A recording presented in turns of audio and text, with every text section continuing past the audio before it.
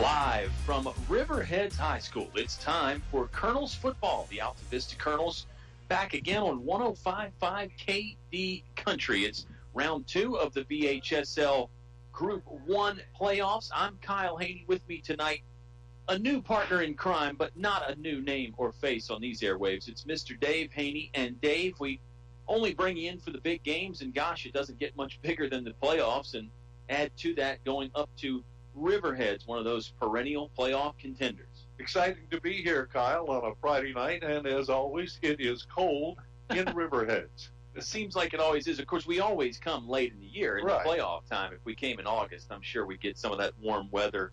The Colonels got here by virtue of a 48-6 victory last week over Stonewall Jackson. Riverheads was idle. They're the number 1 seed in Region B. Dave, not a whole lot went wrong for the Colonels last week. They did fumble the ball a couple times. Maybe that's the only thing you can point to. Other than that, gosh, it was probably Altavista's best performance of the year. Yeah, some of that cold weather, I think, last week affected the ball. It gets kind of slippery on a night like this.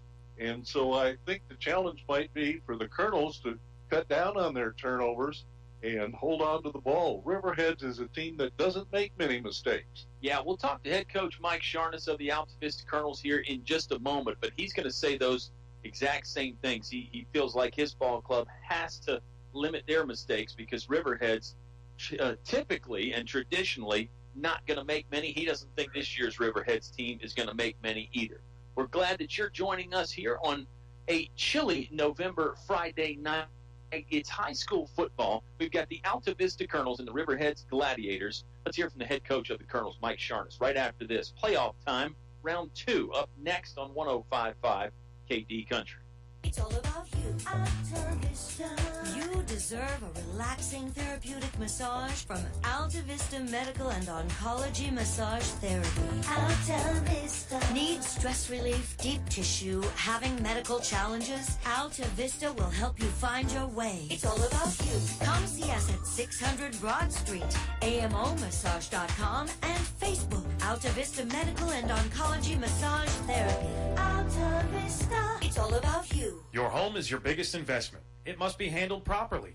Let the professionals at D.L. Bryant Heating and Cooling handle your home issues. Donnie and his trained professional staff are ready at 434-841-1580. They can make sure your home or business HVAC system is ready. Ready for the rest of the summer and ready for the upcoming fall and winter. Call D.L. Bryant Heating and Cooling at 434-841-1580. That's 841-1580. D.L. Bryant is ready to protect your investment.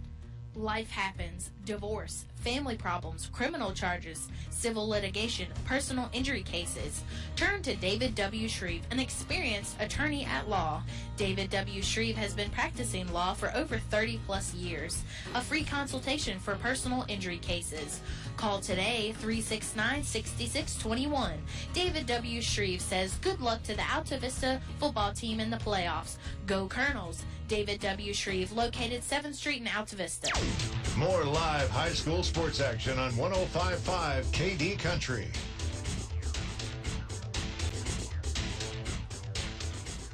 We're back here from Riverheads High School, just south of Stanton. The Altavista Colonels in town taking on the Gladiators, a matchup that has happened a few times in the past. We may touch on some of those, but focusing on this year's matchup, Coach Sharness, you got here by virtue of a pretty big victory last week over Stonewall Jackson. You took it to them early. You recovered that opening kickoff that they mishandled. You scored 2 plays later. Not a lot of things went wrong for you, especially there in the first half, right? You had to be pretty pleased. Yeah, we were pleased for sure. We faced, we had a tough year at 2-8, and we're facing a team that's 0-10, and it definitely wasn't one of the marquee matchups of the week. But our kids played to it. They didn't come out and just give up the season. They played well, and one of our better games this year, regardless of where Stonewall was. Stonewall's a little better than I thought they were.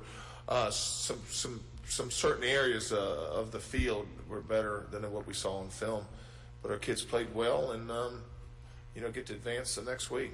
Well, it's always nice to play another week, especially here late in the season in the playoffs. Rematch of sorts, I guess, with Riverheads, a team you've encountered a lot over the years. and it looks like their MO is going to be pretty much the same this year. They get those tight splits up front. They like to hand the ball off and run it at you, and they're pretty fundamentally sound too, right? Yeah, we talked about this earlier in the year. A lot of teams that we play are very similar in their style, and they're similar in how they play the game.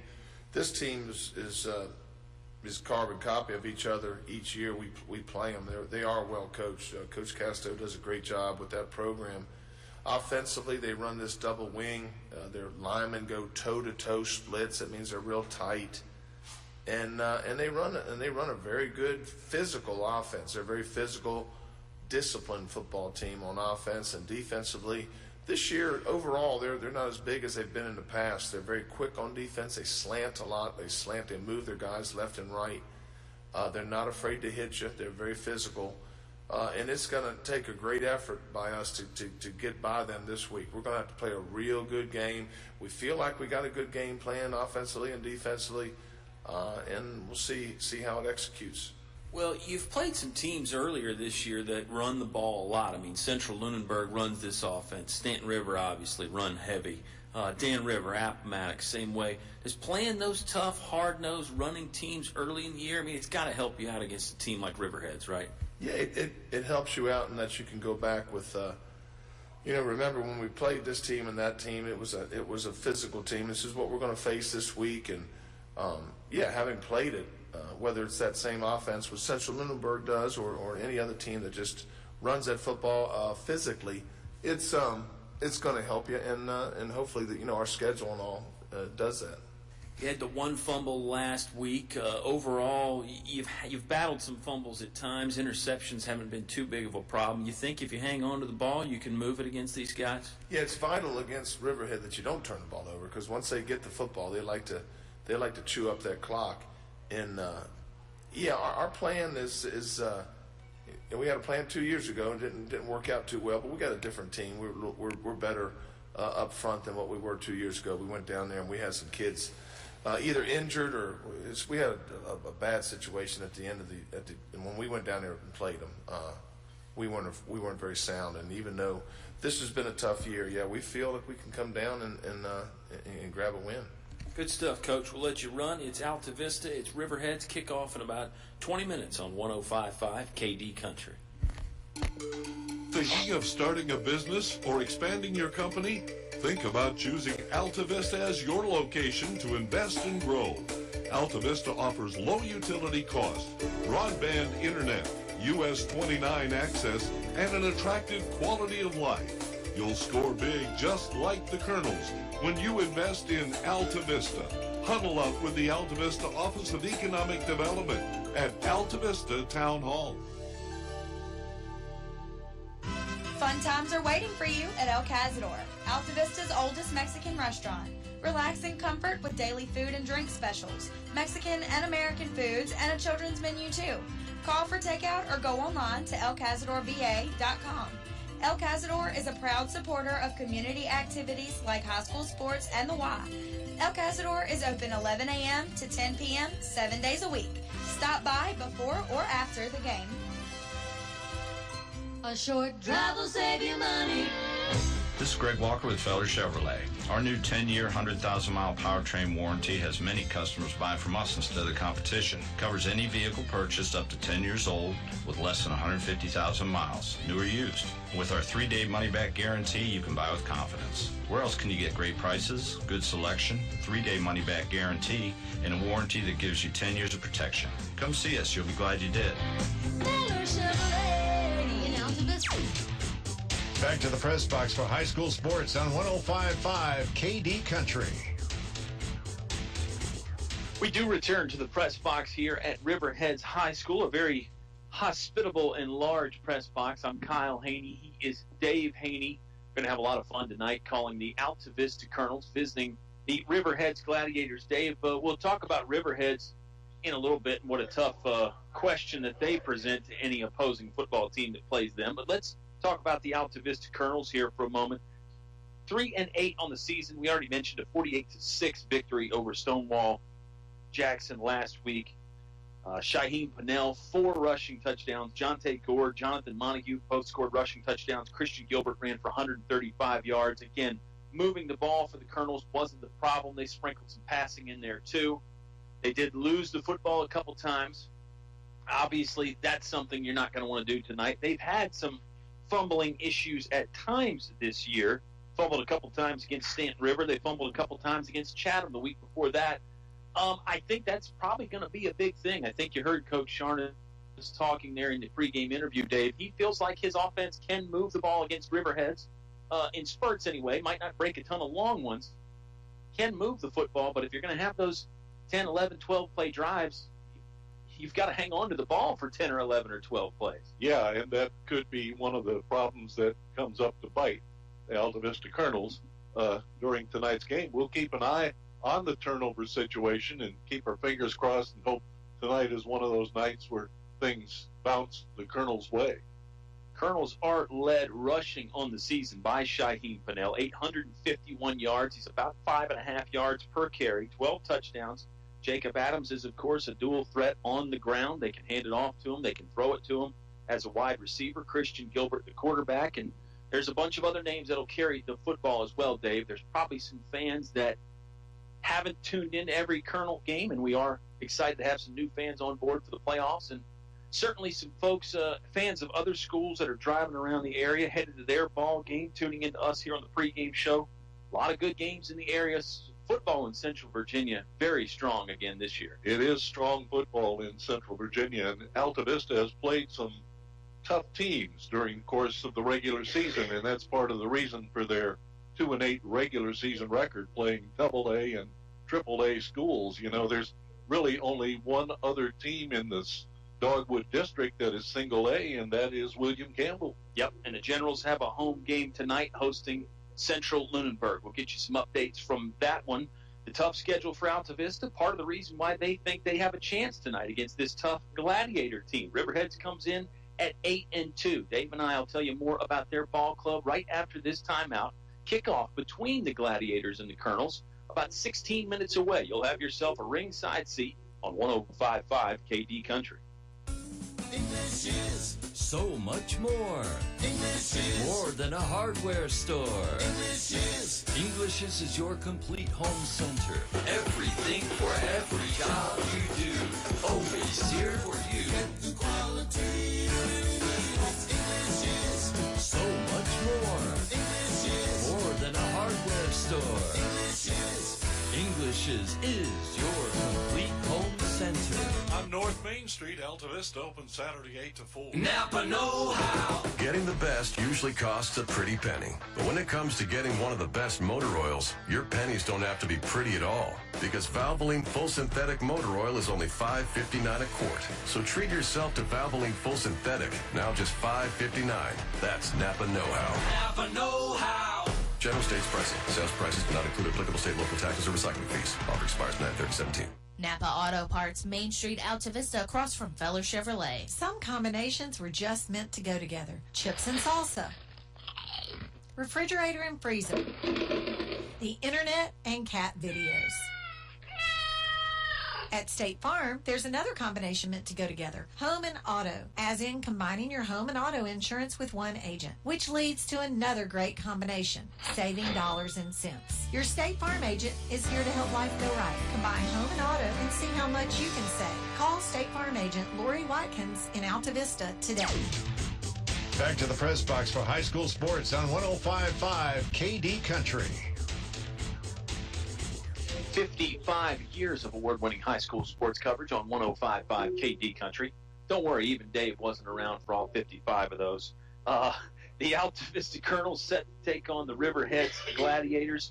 Dave, this Riverheads team, they were the state champions a year ago, 13-1 on their way to their fourth state title. It's been their second since 2009. So, you know, you talk about 1A football. It's been a lot of state championships between the Altavista Colonels and the Riverheads Gladiators. They've met 3 times in the playoffs, and we can discuss that a little bit more. But head coach Robert Casto for Riverheads has been quick to point out a lot of times that, hey, that stuff's in the past. We won the state championship last year. That's great. This is a new team. They did have to replace a lot of good players, had to bring in a new quarterback, basically breaking in a whole new backfield. They replaced the 1A Offensive Player of the Year and the 1A Defensive Player of the Year.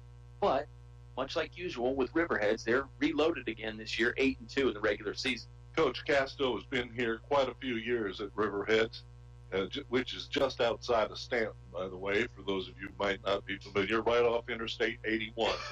We're just south of the city of Stanton. But, yeah, the Gladiators reloaded again. They are younger this year, thanks to last year's graduations. The quarterback, Tyler Smith, is the first-year quarterback for Riverheads here tonight. So we'll see. I think the good thing about coaching for Casto is he keeps his offense very simple. It's very basic offense. It's pretty easy to learn. You just repeat it over and over again. We won't see a lot of different running plays. It'll be the same ones over and over. That's exactly right. It's that old school ground and pound tight formation offense there. The linemen will get foot to foot. It's hard to see in the backfield. They still use a fullback. They're a lot like Central Lunenburg. And you saw them in the warm-ups operating a little bit out of the shotgun, but it was a short type of a shotgun snap. It was only about 2 or 3 yards deep. So a little bit different, and they can throw the ball, although they don't prefer to throw the ball. Coach Sharna said that in a couple of their losses this year in the second half, they did have to go to the air a little bit more. Doesn't think it's their forte at all. Those back-to-back losses came in weeks 7 and 8. They lost to Robert E. Lee 23-7, and they lost to Central of Woodstock 21-6. There are only 2 losses this season. Came back-to-back, interestingly enough. It's the first time they've lost back-to-back ball games since 2004. We told you it's a very good program here at Riverheads. Let's step aside for another timeout. We've got about 12 minutes until kickoff. Dave and I are having fun here on a Friday night. Hope you are too. Ran into some traffic on the way up, Dave, so we might have some Colonel fans stuck in that traffic jam out there on Interstate 81. There's a few Altavista fans over there in the far bleachers. But if you are making your way up here, stay safe out there, and hopefully that traffic jam is getting cleared up out there on the interstate. Yeah, and of course you can listen along on the radio with the TuneIn app or the Next Radio app, which is one I would suggest if you're traveling to listen to the station. You don't have a lot of battery use when you use the Next Radio app, and you don't have a lot of extra charges with the Next Radio app that you might have when you're roaming on some service. So there's some ways to listen to the station. Of course, there's the KD Country app, too. A lot of ways to listen. We've got all the bases covered. We've got the social media bases covered. We're on Facebook, Twitter, Instagram, the whole 9 yards, and, of course, kdcountry.com. And you can listen to kdcountry.com. So, and it's free. And it's free. It's always going to be free. And we've run ourselves into the ground here at this point. We'll bring it back and talk football instead of social media and all that stuff in just a moment. It's Riverheads and Altavista. Round 2, VHSL playoffs. It's a Region B semifinal game. Kickoff on the way in about 10 minutes. You'll hear it live on 105.5 KD Country. What do basketball, choir, drama club, and marching band all have in common? They're all high school activities that offer learning opportunities not necessarily found in the classroom.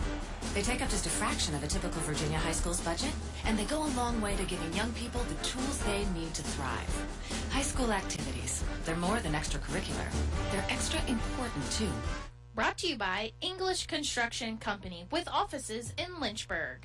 PCM Industrial of Altavista offers mobile welding and repair services, fully equipped service trucks, certified craftsmen, and quick response to satisfy your needs. Contact PCM Industrial at powerconstruction.com. PCM Industrial is a fully insured Class A licensed contractor, OSHA and MSHA compliant. PCM Industrial Services of Altavista wishes Coach Sharness and the Altavista Colonels football team good luck in another winning season. Go Colonels! When you need an important business loan, you want to deal with a decision maker who will respond quickly. I'm Penny Wallace with local First National Bank at our airport branch. I'm focused on business customers, and we have a streamlined process to help you with any loan need. I can offer various business loans for real estate, new equipment, and credit lines. So for better business banking, think of us first. That's local First National Bank, member FDIC, equal housing lender. Back to the press box for high school sports on 105.5 KD Country. Pre-game festivities underway here at Riverheads High School. The home crowd is building. You know, Dave, I've always thought it was interesting when we've come up here. There's not that many home bleachers. There's not that much home seating, really, for a team with the pedigree and the history of Riverheads. But a lot of the fans will stand along the fence there on the sideline and up on the hill. I mean, they do pack some fans in here, just not a lot of room to put your butt down somewhere. This stadium kind of reminds me of what I've seen in pictures of the old Altavista field. They had the hillside there and not so many seats, that sort of thing. And here there isn't a lot of seating. There's some bleachers right in front of us, but out to the sides, it's mostly you're going to sit on the hillside. Yeah. National anthem time here from Riverheads, so we'll step aside and pay our respects. 8 minutes until kickoff between Altavista and Riverheads. Round 2 playoff action on 105.5 KD Country. Supporting the Altavista Colonels during the football playoffs, Reed Creek Service Center, Grit Road Hurt. Cold weather is here, and Reed Creek Service Center has you covered from tire to general auto repair and more. Open Monday through Friday, 8 to 5 p.m. Reed Creek Service Center, treating you like family and ensuring your car is running top-notch. Reed Creek Service Center, Grit Road Hurt, and like us on Facebook, 434-324-6200. It's all about you, Altavista. You deserve a relaxing therapeutic massage from Altavista Medical and Oncology Massage Therapy. Altavista. Need stress relief, deep tissue, having medical challenges? Altavista will help you find your way. It's all about you. Come see us at 600 Broad Street, AMOmassage.com, and Facebook, Altavista Medical and Oncology Massage Therapy. Altavista. It's all about you. Your home is your biggest investment. It must be handled properly. Let the professionals at D.L. Bryant Heating and Cooling handle your home issues. Donnie and his trained professional staff are ready at 434-841-1580. They can make sure your home or business HVAC system is ready. Ready for the rest of the summer and ready for the upcoming fall and winter. Call D.L. Bryant Heating and Cooling at 434-841-1580. That's 841-1580. D.L. Bryant is ready to protect your investment. Back to the press box for high school sports on 105.5 KD Country. Kyle Hoehne back here with Dave Hoehne. Our sound engineer is Katie back at home base, trying to make us sound as good as possible, and we appreciate you tuning in on this Friday night, round 2 VHSL playoff action between Riverheads High School and Altavista High School. Fans, our game is made possible by D.L. Bryant Heating and Cooling. Call Donnie at 841-1580. That's 841-1580. Lori Watkins, State Farm. Lori and her team can help you be a winner, just like the Colonels. Give her a call today. Reed Creek Service Center. They're on the Grit Road in Hurt, treating you like family for all your general automotive repairs. Finch & Finch Funeral and Cremation Service, a family serving families since 1905.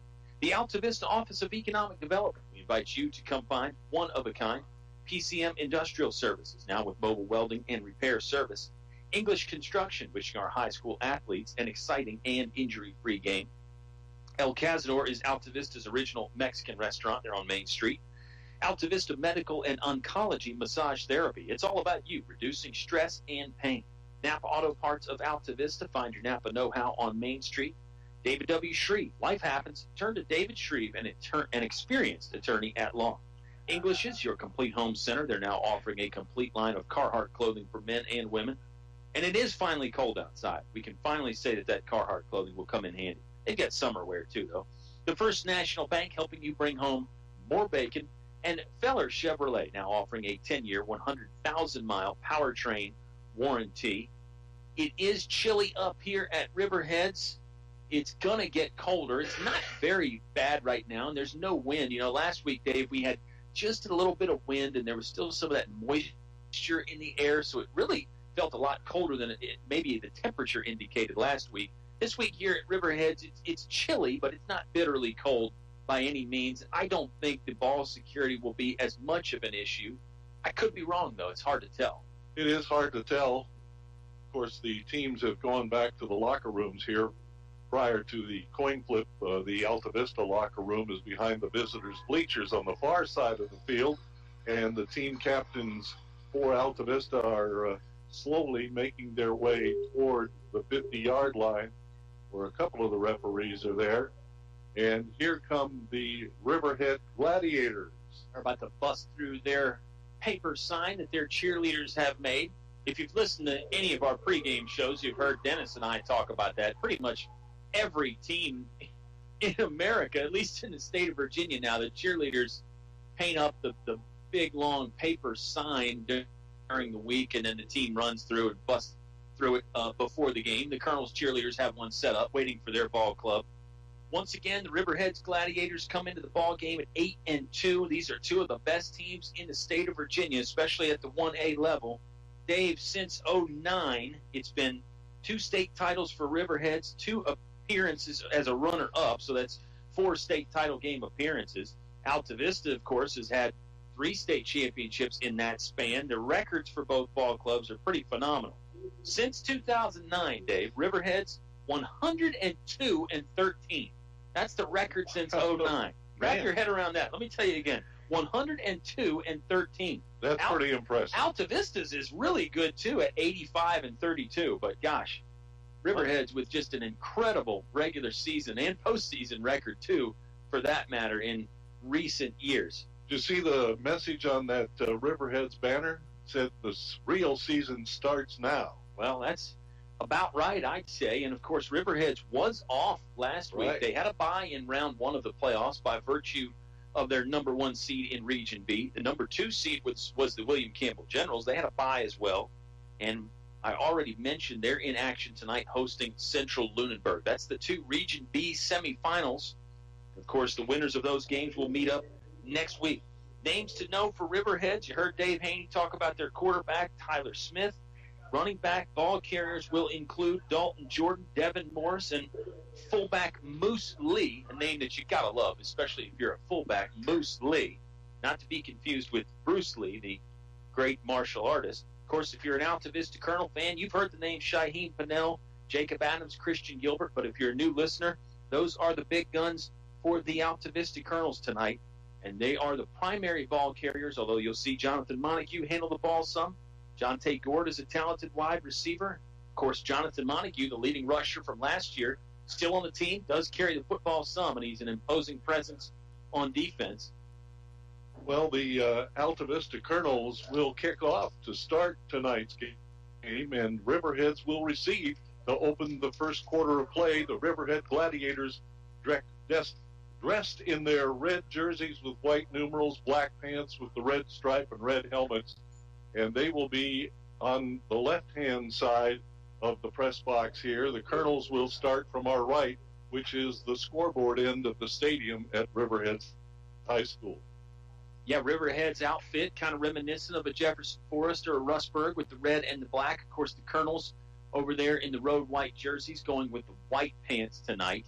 And we are pretty much set and ready to go. It's a good crowd here at Riverheads. The bleachers are about 90% full. There's a scattered grouping of fans over there on the Altavista cheering section. We know we've got a lot of folks listening, not just in Altavista, but around Central Virginia and around the world. We're set and ready to go here. Riverheads will return to start the proceedings. As you heard Dave mention, I think one of the return men is number 2.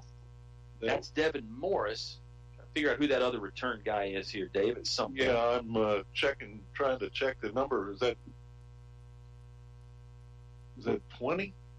Might be number 20. We'll find out in just a minute. And honestly, the ball may not get back to him. Altavista has been doing the short kicks, the pooch kicks, the angled kick towards one of the sidelines.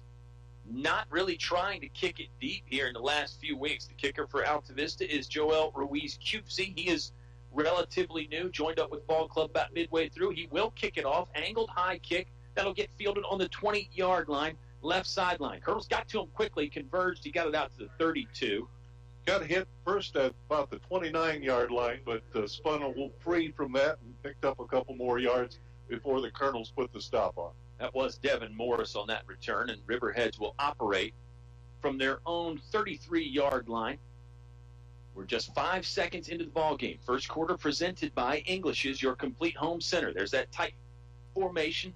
2 wing backs, under center, fullback. They'll hand it to the fullback. That's Moose Lee across the 35, rumbling over to the 40-yard line. That was Zach Smiley on the carry. Smiley's just a freshman. You were going to say it. Around right in that time, and he got into the secondary before the Colonels could bring him down. It's a hard-hitting offense that does not take very long to churn out yards. They'll go under center again. It's a fullback, a tailback, and a wing. The tight splits up front. Handoff play. This time they will go to the fullback. Lee sort of jumped over the defensive line. Montague was in the hole waiting for him, but Lee hurdled him for a first down. Then at about 4 yards after that, football now resting on the 47. So the Riverhead Gladiators get a first down here as we open the ball game, and it's hard to find the running back in that backfield. It sure is. Those linemen are so tight up front, shoulder to shoulder, hip to hip. Here comes the handoff. I believe that's Smiley again. He got hit at the line of scrimmage and then was able to forge ahead for a bit more. Jonathan Montague was there. So was Jonte Gord for the stop for the Colonels. They'll set up a 2nd down and 3 situation from the Altavista 46. Colonel's got to wrap up on that first contact and stop the ball carrier from that extra yardage. Just a fullback and 2 wingbacks this time. Under center, they put a man in motion. They toss it to number 4, Blake Smith. He's got some room. A convoy of blockers ahead. Cuts back to the middle. Chopped down hard by some rugged Altavista tacklers. But it's enough for a first down. 8-yard gain there on 2nd down for Riverheads. The Colonels stood him up at the 43-yard line at Altavista, but he bounced free from that and picked up the extra yardage. They get such a good surge up front, Dave. Those linemen push you back. How do you stop it? Do you go around the linemen? Do you try and go through them? It's just a tough task for a defense. Unbalanced line to the left. They toss it. Football was on the ground for a moment, but Smiley got it back for the Gladiators. He got hit by Montague, but he couldn't bring him down. He's streaking down the far sideline. Jonte Gord takes a shot to the chest and wrestles Smiley down to the turf afterwards. Big gain there on a play that started auspiciously for Riverheads. The football was on the green grass for a moment, but Smiley picked it up and then went off to the races. He went around the left side, broke a tackle from one of the linebackers, and got down the sidelines before the safety stopped him for Altavista. He's out for a much-needed breather. 1st and 10 from the Altavista 17-yard line. Riverheads on the move in their opening possession. 0-0 our score. 10-14 left to play in the first quarter here from Riverheads High School. Gladiators go under center. Here's a running back play off right tackle. Find some room over there. Colonels are going to have to chase him down. He's headed to the pylon, and he's in for 6. It's number 2, Devin Morris, from 17 yards out. Again, the Colonels had him caged in there at the line of scrimmage. He broke it outside. Colonels didn't really have a contained man, and he was able to outrace Shaheen Pennell into the end zone. A nice slant off the right side, and that time the Gladiators get to the end zone. All running plays on the first series for Riverheads. Here's the extra point. Knocked through. 7-0, the opening Gladiator lead. 10:02 left to play in the Englishes, your complete home center. First quarter. Altavista scheduled to receive the football for the first time when you come back on 105.5 KD Country. Life happens. Divorce, family problems, criminal charges, civil litigation, personal injury cases. Turn to David W. Shreve, an experienced attorney at law. David W. Shreve has been practicing law for over 30 plus years. A free consultation for personal injury cases. Call today, 369-6621. David W. Shreve says good luck to the Altavista football team in the playoffs. Go Colonels. David W. Shreve, located 7th Street in Altavista. Back to the press box for high school sports on 105.5 KD Country. The Riverheads Gladiators, an efficient opening drive. They march down and score a 17-yard touchdown run from Devin Morris. Dave, wow, they didn't even have to get to the 3rd down. It was all those running plays on 1st and 2nd down for Riverheads. That is efficiency if I've ever seen it, just moving the football, churning out yards. They just pushed the Altavista defense around. High pooch kick. It'll get fielded by Jonathan Montague on the 34-yard line. He lowers the left shoulder and plows ahead for an extra yard. Good starting field position for the Colonels. Ball looks like it's resting on their own 39-yard line. They'll operate there with 9:59 left to play. The English is your complete home center, first quarter. Montague put a good hit on his tackler on that return. Colonels, of course, operate exclusively from the shotgun, if you haven't heard a lot of ball games. A lot of times they'll employ one or two wing backs. It's more of an option offense this year. Christian Gilbert is the quarterback. He's got his team set, ready to go from the right hash mark, 39-yard line. They're moving right to left from our perspective here in the first quarter. Hand off to Hoehne. He plows right behind the center for 3 or 4 yards. Hard running inside by the senior Pinnell. 9:50 left to play. It's a 7-0 first quarter Riverheads lead. Nice job up front by the Altavista offensive line to start this offense. Colonels look to the far sideline to get the play from their head coach, Mike Sharness. Let's see how quickly they get Jacob Adams involved. He is, of course, a very big threat for Altavista's offense. The safeties are about 8 yards deep for Riverheads. 2 twin safeties, 2 cornerbacks giving the same cushion. Running play again. Looks like Pinnell tried to go behind a left guard. Nothing there. Got stopped, thrown backwards. Will probably give him forward progress back to the line of scrimmage, and it'll set up 3rd and a long 7 for the Colonels offense. We'll see where they mark it, but yeah, it looked like no gain. He might have lost a yard on the play. Yeah, you're right. They marked it back a yard or half a yard. Colonels going to need something special here on 3rd and 8. You can see how talented this Riverheads defense is already. They hit hard. They drive the legs. They keep moving. They're not very big. You can just tell that when you look out there, but they know how to play football. Looks like a 4-3 defensive lineman at the moment. Adams is in motion. They'll hand it to him. Wide receiver sweep coming right to left. No blocking. Tries to cut back. Sidestepped one man at the 40, but then got cut down by number 3, Drew Bond, and also number 18, Justin McHorder. That's a loss of a yard. Brings up 4th down for the Altavista offense. And a good stop by the Gladiators. Several red shirts there on Jake Adams. They run to the football well. I mean, Adams is fast. The 2 or 3 Gladiators were stride for stride with him. No deep man for Riverheads right now, but the Colonels certainly in a punting situation on 4th and 10. No. Somebody moved offside. Altavista coaching staff up here in the box with us think it was a Riverheads man that moved. It was. Penalties against Riverheads. 5 free yards here, Dave. Does this maybe make you think about going for it on 4th and 5? I don't know at this spot in the field, still in your own territory. 45-yard line now for Altavista, 4th and 5. I think the Colonels are going to punt it away. It wouldn't be the craziest move ever. Football is on the 45-yard line. They snap it deep to Pinnell. He walks it to the right, then kicks it with the right foot.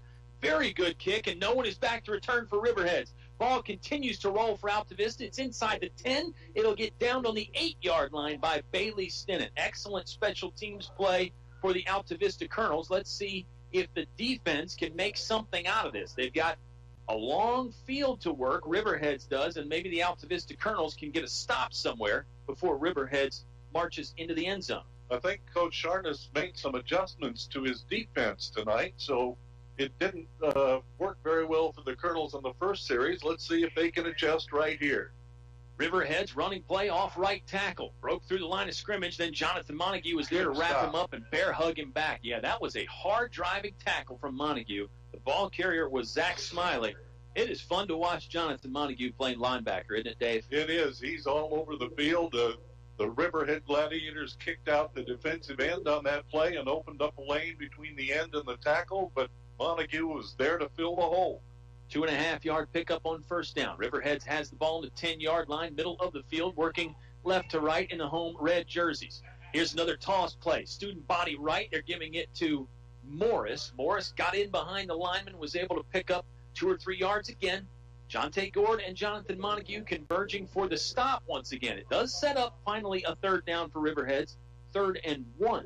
Like you said in the pregame show, Kyle, it's like 3 yards and a cloud of dust. There's no dust here tonight, but it's still 3 yards and so on every play. Just plush green grass on the field here at Riverheads tonight. It must have some sort of a cool weather type of grass up here. It looks phenomenal. It is very green. Under center again, wing T formation. Here's another toss play. Smiley finding some room off left tackle this time. Plows ahead across the 20. It's enough for the 1st down. Just a 4-yard gain, but he didn't need much more than that. The chains will move.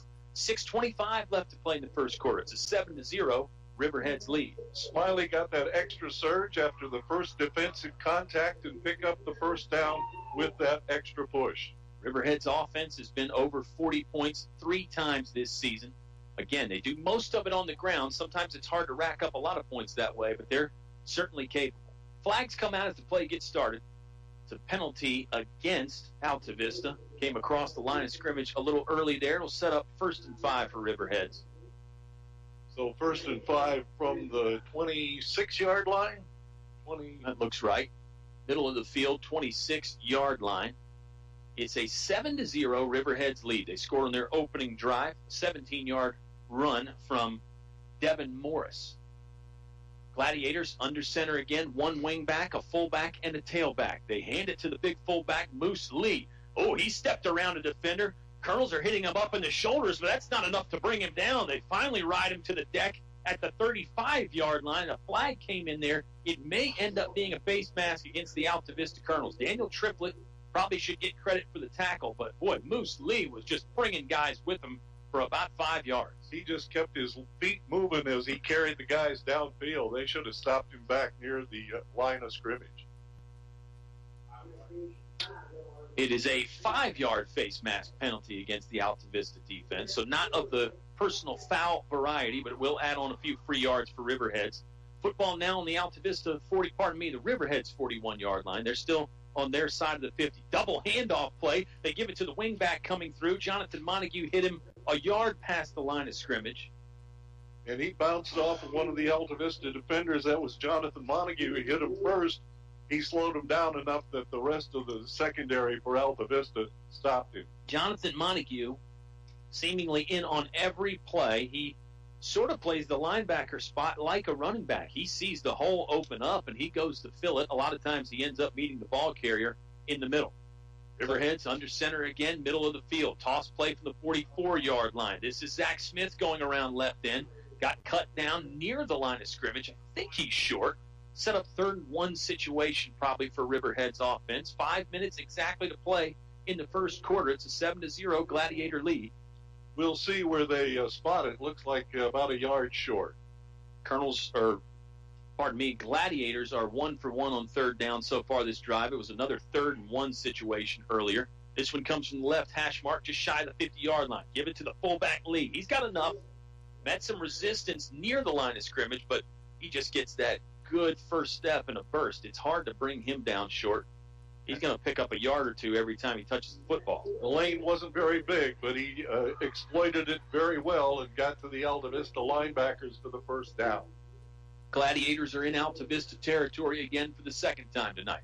4 minutes and 30 seconds left to play in the first quarter. It's a 7-0 Riverheads lead. Toss play. Ball carrier going right. He's across the 40, across the 30. Stiff arm at the 25. He's brought down by Shaheem Pannell and Jonte Gord. And another flag comes out at the end of the play. Well, Gord finally ran him down, and Shaheem got there about the same time. But let's see what the penalty is. Could be another face mask on the Altavista Colonels. Personal foul face mask this time. Ouch, that hurts. That's going to move the football really close to the end zone there. It was number 8, Zach Smiley.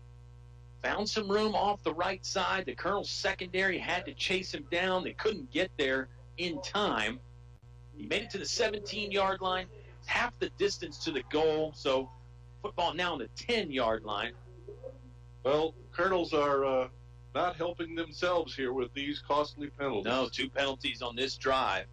Riverheads under center, 2 wing backs, a fullback. They toss it to Blake Smith. Smith up the middle, cut down around the 9 or 8-yard line. Good job by the Colonels defense to limit the room that he had inside. 4 minutes left to play now in the first quarter.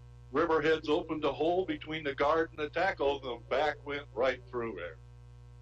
7-0, the Riverheads Gladiator lead. They scored on their opening possession. Colonels punted on their opening drive.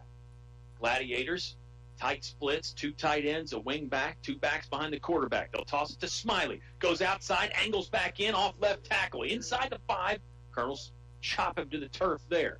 He's short of the goal line. It'll bring up 3rd and goal. 3rd and goal for the Gladiators from the Altavista 3-yard line, it looks like, Dave. So the Colonels defense has a little breathing room. Gosh, you got to come up with a big stop here. It's tough deep in your own territory. We'll see if the Colonels can hold that offensive line. That's opening up the holes for the running backs. Gladiators go under center again. The quarterback Smith looks over the defense for a moment. They give it to the fullback, bursting up ahead. He is in the touchdown. He's in the end zone for a touchdown. Pardon me. There was a big pile, and Lee actually went around the pile. The Colonels had a hard time finding him. He is in for 6, and the Gladiators leading 13-0. Right. The Colonels did the right thing defensively. They got low. They got under the Gladiators' offensive line, but like you say, the back went around the pile. Another extra point on the way is good. 14-0. Riverheads lead Altavista football with 3:07 left to play in the first quarter when you return to 105.5 KD Country. Thinking of starting a business or expanding your company? Think about choosing Altavista as your location to invest and grow. Altavista offers low utility cost, broadband internet, US 29 access, and an attractive quality of life. You'll score big just like the Colonels when you invest in Altavista. Huddle up with the Altavista Office of Economic Development at Altavista Town Hall. Back to the press box for high school sports on 105.5 KD Country. The Colonels' special teams had a nice punt. They pinned Altavista inside their own 10, Dave, but a 92-yard Riverheads scoring drive capped off with a 3-yard touchdown. They picked up a couple third downs on that drive, and they were aided by a couple costly Altavista Colonel penalties. That's what you'd expect from Riverheads and Coach Casto. Just grind it on out, like you say. 92 yards, they marched down the field with the help of a couple Altavista penalties. Gladiators will kick off. It's Peyton Skillman that'll boot it down the far left hash mark. It's caught by Jacob Adams. He'll return. Oh, the football popped out. The football bounced out onto the turf. It's recovered by Riverheads at the 40-yard line. We talked about turnovers could be costly. It ends up being costly here. Altavista losing the football on the kickoff return. Riverheads will take over at the Altavista 40-yard line, plus field territory here to start the third drive for the Gladiators. And that's not good news. If the Colonels are entertaining notions of an upset, they can't have many more mistakes like that. 1st and 10. Passing play. Riverheads will roll out. Smith has some room to throw. He's launching deep into the end zone. Pinnell is there for the interception. The Colonels get it right back. They coughed it up on a fumble. Shaheem Pinnell was in full stride. Great coverage to sprint back and take the football out of the air in the end zone. One referee called for the touchback. One referee is going to mark him down on the 2. Now the officials, I think, are going to get together and talk about it. Either way, it's an exciting play and a big play for the Colonels to get the football right back. I thought he was clearly in the end zone, but we'll see where they mark it here. Great job by the Colonels' defensive secondary.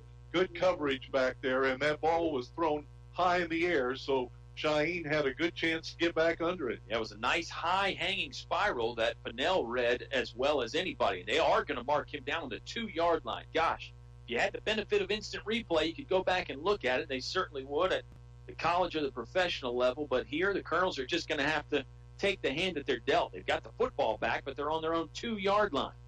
Deep in their own territory, of course, with 2:47 to go in the quarter. Christian Gilbert takes the head-high snap and then hands off to Shaheem Pinnell. He does get a few yards, so that's some breathing room for Altavista to get them out of the shadow of their own goalpost. 2 minutes, 35 seconds left to play in the first quarter. It's a 14-0 Riverheads lead. Looks like Shaheen went behind his own left guard that time to push it out of there as they get it beyond the 5, maybe the 6. Pinnell still in the backfield. Jacob Adams set up at one wing. Aaron Close is set up at the other. Bailey Stinnett and Jonte Gord are the two wideouts in the formation right now. Wide splits up front for the Colonels' O-line. Gilbert keeps it, gets in behind Pinnell off right guard. More room to run as he's across the 10. He's close to the first down marker. I think he's probably got enough. Yes, the referee signals to move the chains, and the Colonels have a first down here. Their first one of the ball game comes with 2:07 left to play in the opening quarter. Well, I thought Gilbert was going to be stopped at the line of scrimmage, but he just kept charging for the first down marker and picked it up. Maybe the Colonels' offense started to get their feet wet here against this rugged Riverheads D-line. 1:54 left to play in the first quarter. It's presented by English as your complete home center, North Main Street in Altavista. A back to each side of Gilbert. They hand it off to Jonathan Montague. He's got some room off the right side. Lowers the left shoulder again and just charges right through a Riverheads defender. Goes to the ground in the process. But gosh, Jonathan Montague running the football just like he plays linebacker. Rugged, hard, and a whole lot of fun to watch. Close to the first down, but it looked like it'll be second and maybe 2 or 3? Yeah, well, I thought they were going to say 2nd and 1, but no, the official again looked over and told the chain gang to start marking the field. Colonels back-to-back first downs with less than 2 minutes to play in the first quarter. I thought at first they were going to say he was short of the first down, but that wasn't the way I saw the play on the field. 14-0, the Riverheads lead, but the Colonels possibly with some momentum here after a Hoehne Pennell touchdown and a back-to-back first down sequence here on offense. Gilbert wants to throw. Pocket held initially. Now he's going to run out of a would-be sack. He's across the line of scrimmage, across the 30, cut down at the 33-yard line by a low tackling Riverheads defender. Drew Bond going to get credit for a good tackle there to stop Gilbert. Christian just lowered his head, ran over a defender, and was enough for the first down. They moved the chains again.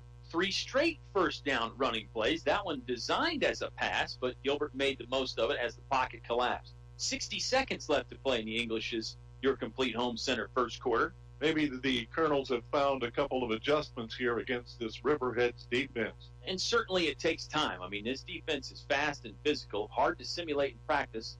Got to get some live reps. 4-3 defensive front with 2 deep safeties. Running play for Pennell again off right tackle. Big mass of bodies there 3 yards beyond the line of scrimmage. That's where he goes down. Referees might give him 4 yards if it's a good spot. 33 seconds left to play in the first quarter. Some good blocking out front that time for the Colonels offense. Yeah, Colonels ran behind Triplett over there on that right tackle. He's probably the go-to guy. If you have to have some yards, I think the Colonels tend to favor that right side, although certainly they don't go right exclusively. They do give him about 4 yards. It'll be 2nd and 6. They will miss Triplett next season. Only 8 seconds left to play in the first quarter, so this is most likely going to be the last play of it. Shotgun snap. They give it to Hoehne Pennell on the option. This time just 2 or 3 yards. That'll end the first quarter. Colonels will have a big third down to keep the drive going when you return. It's a 14-0 Riverheads lead over Altavista. Second quarter on the way. You come back to 105.5 KD Country. Fun times are waiting for you at El Cazador, Altavista's oldest Mexican restaurant. Relax in comfort with daily food and drink specials, Mexican and American foods, and a children's menu too. Call for takeout or go online to elcazadorva.com. El Cazador is a proud supporter of community activities like high school sports and the Y. El Cazador is open 11 a.m. to 10 p.m. 7 days a week. Stop by before or after the game. Back to the press box for high school sports on 105.5 KD Country. The home team Riverheads Gladiators lead Altavista 14-0. Dave, it was an exciting first quarter. Riverheads gets off to the 14-0 start. Then the Colonels fumble on the kickoff, and we thought, oh, boy, this is bad news. This is going to turn into a blowout. However, the plot thickens a little bit. Altavista gets the football back on an interception, and now they're trying to keep this very good drive going here on 3rd and 3. You know, sometimes in these playoff games like this, the coaches in the first quarter or so try to feel their way around and see what works and what doesn't work, and maybe that's what we saw in the first quarter. Times you played a little bit closer to the vest. Gilbert takes the mask high snap, hands off to Jonathan Montague, uses a stiff arm, gets around right in. He's across the 45-yard line. It's enough for an Altavista Colonels first down. How about that? The Colonels really putting together a good drive here on what is their second drive of the game. It started from their own 2-yard line. Good run by Montague as he heads over to the sideline after that run. Had to take a couple of tacklers with him for the first down. 11 minutes and 48 seconds left to play in the half. 14-0, the Riverheads lead. Each team has a turnover, and they came on back-to-back plays. Altavista fumbled a kickoff. Riverheads threw an interception on the very next play. They hand off to Hoehne Pennell. No, Gilbert kept it. He really pulled that out of Hoehne's gut. The defense converged on Pennell, and then all of a sudden Gilbert came racing by him and certainly fooled me, and it fooled a lot of the Riverheads defenders too. Good delay by Christian Gilbert there. It fooled me too as they gave it to Hoehne and then pulled it out. He waited a moment, for the tacklers to converge and zipped off the right tackle. Yeah, Gilbert is getting better and better about the ball control, the ball handling on those option plays. 2nd and 6 for Altavista, right hash mark. They're on their own 49-yard line. 2 wideouts here, 2 wingbacks. Gilbert's in the shotgun formation as usual. He keeps it again. He'll go up the middle. Not a lot of room this time. Caged in and dropped on the other 49-yard line. Pardon me. That's a 1.5 or 2-yard pickup. It'll set up another big 3rd down for the Altavista offense. We're a minute and a half into this second quarter. Gladiators kind of surrounded him there and then threw him back. Colonels are 1 for 2 so far tonight on 3rd down. Be nice to keep this drive going. They're on the other side of the 50 now, Dave. If they don't get it here, you could seriously debate going for it on 4th down.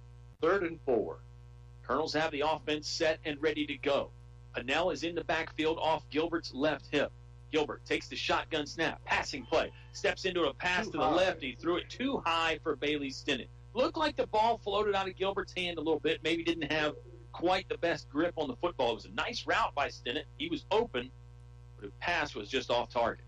He'd have had the 1st down if he could have brought the ball in, but he'd have had to be twice as tall. Or have a ladder out there, and I don't think they're going to make that legal anytime soon. All right, 4th and 4. The Altavista Colonels have Hoehne back a little bit deeper, indicating maybe they're going to punt. Gilbert's still set up where a normal quarterback spot would be, but Hoehne is a little bit deeper. This is what they normally do in these punting situations. Riverheads has nobody back. Nope. Hoehne's kick wobbled off the side of his foot, went out of bounds around the 15-yard line, so not as good as the first punt that Hoehne had, but still decent. The referee actually moves it up to the 19-yard line. Riverheads will take over there. Altavista's drive stalling out after about 50 yards worth of earth gathered. Now Riverheads will have the football for the 4th time tonight. 2 touchdowns, 1 interception on the initial 3 drives for Riverheads. Let's start this one with 10:01 left to play in the half, sporting a 14-0 lead. Each team has a turnover at this point, but Riverheads leads on the scoreboard. Well, after 1 passing interception, I'm guessing that Coach Robert Casto isn't going to be in any hurry to call another pass play. I could be wrong. He might just prove me wrong by calling a pass play right here. Wing formation. The wing is to the right. The back is left. They toss it to that back. It's number 2. It's the freshman, Devin Morris. He's actually a junior, and he's gone. He's down the far sideline streaking. Pinella's giving chase, but he's not going to get close. 10-5 touchdown for Devin Morris. He scores from 81 yards out. It started out as a simple off-tackle play that he bounced outside towards the sideline. Once he turned the corner, the Altavista defense was outflanked, out of position, and Morris turned on the afterburners for 6. He just ran away from everybody on that play and showed his speed once again to the fans here in attendance tonight at Riverhead. It's a 1-play, 81-yard drive. 2nd touchdown of the night for Devin Morris. I mistakenly called him a freshman. He's a junior. Here's another extra point on the way from Skillman, and that is good too. 21-0. Riverheads expanding their lead in the second quarter here. Altavista football with 9:46 left to play in the half. When you come back, it's high school football on 105.5 KD Country. A short drive will save you money. This is Greg Walker with Feller Chevrolet. Our new 10-year, 100,000-mile powertrain warranty has many customers buy from us instead of the competition. Covers any vehicle purchased up to 10 years old with less than 150,000 miles, new or used. With our 3-day money-back guarantee, you can buy with confidence. Where else can you get great prices, good selection, 3-day money-back guarantee, and a warranty that gives you 10 years of protection? Come see us. You'll be glad you did. Feller Chevrolet in Altavista. Your high school sports station with award-winning coverage on 105.5 KD Country. Devin Morris with his 2nd touchdown of the evening, this time from 81 yards out. He showcased some real wheels there. You know, a lot of times when Riverheads will play in Altavista or William Campbell, it seems like the Dogwood District teams have a speed advantage. I don't know. This Devin Morris can really move. I don't believe tonight that the Colonels have a speed advantage on Morris. Here comes the kickoff. It'll drive Jacob Adams back deep to his own 10-yard line. He'll bring it up. Right hash mark, now angles to the middle. Does have some room. Hit at the 32-yard line. Able to pick up a few yards after contact where he slides down at the 35. Colonels will start there. They've punted the football away twice. They've fumbled one kickoff away. This is their third possession of the night. Good return for Jake Adams and the Altavista Colonels to set up a good field position at their own 35-yard line. 9:38 left to play in the second quarter. It's presented by English's, your complete home center and your headquarters for Carhartt apparel for men and women. Tough, durable, perfect on a chilly November night like tonight. Finally feels like football weather now that we're in the playoffs. Back-to-back 2 games, it's been pretty cold. Colonels will put Adams in motion right to left. They hand it to him on the wide receiver sweep. No, it's a fake. Gilbert threw the football. He got hit as it came out, and it might have gotten intercepted at the 40-yard line. Officials are conferring, asking each other if they saw the ball hit the turf or not. It did not. It's an interception for Riverheads. A takeaway there. Colonels have 2 turnovers tonight, and this one really hurts. Deep in their own territory. Well, not too deep after the interception, but Riverheads will take over with good field position. They're on the Altavista 39-yard line. I think that was number 4, Blake Smith, who dived under that ball to make the interception for Riverheads. It's a nice run fake for Gilbert, but he got hit as he was throwing the football, and it never got near his intended target. Here's another running play on first down for the Gladiators. Ball carrier turns the corner on the left side, got pinballed, then spun around across the 35 down to the 32. That was number 8, Zach Smiley that time. Colonels came through that defensive line there and put a little pressure on the Gladiators running back, but he just bounced off a guy and went around the corner. 2nd and 2 coming up for the Gladiators. They're working right to left in this second quarter. Home red jerseys, black pants with red trim and red helmets, white face masks. They go under center, fullback and a tailback, wing back to the left. They give it to the fullback. There's some fakes afterwards. The Colonels had it stopped, but he's still on his feet. He is rumbling through Altavista tacklers. Goes out of bounds at the 10-yard line. They mark him out actually back at the 20-yard line. Good grief. Hard running there from Dalton Jordan, number 26, the 200-pound senior fullback, plowing through Altavista defenders. He just broke a tackle at the line of scrimmage there and shed people as he ran down the sidelines. He's in the backfield again in the 3-point stance. Wing back and tight end to the right. They'll give it to him again. This time, not as much room. Stopped after a 1-yard gain. Nice takedown up front by the Altavista Colonels, Keyshawn Moon, to stop Dalton in his tracks this time. The Gladiators can throw so many different running backs at you. It makes it hard for the Colonels. They're going to wear them down as this game goes on.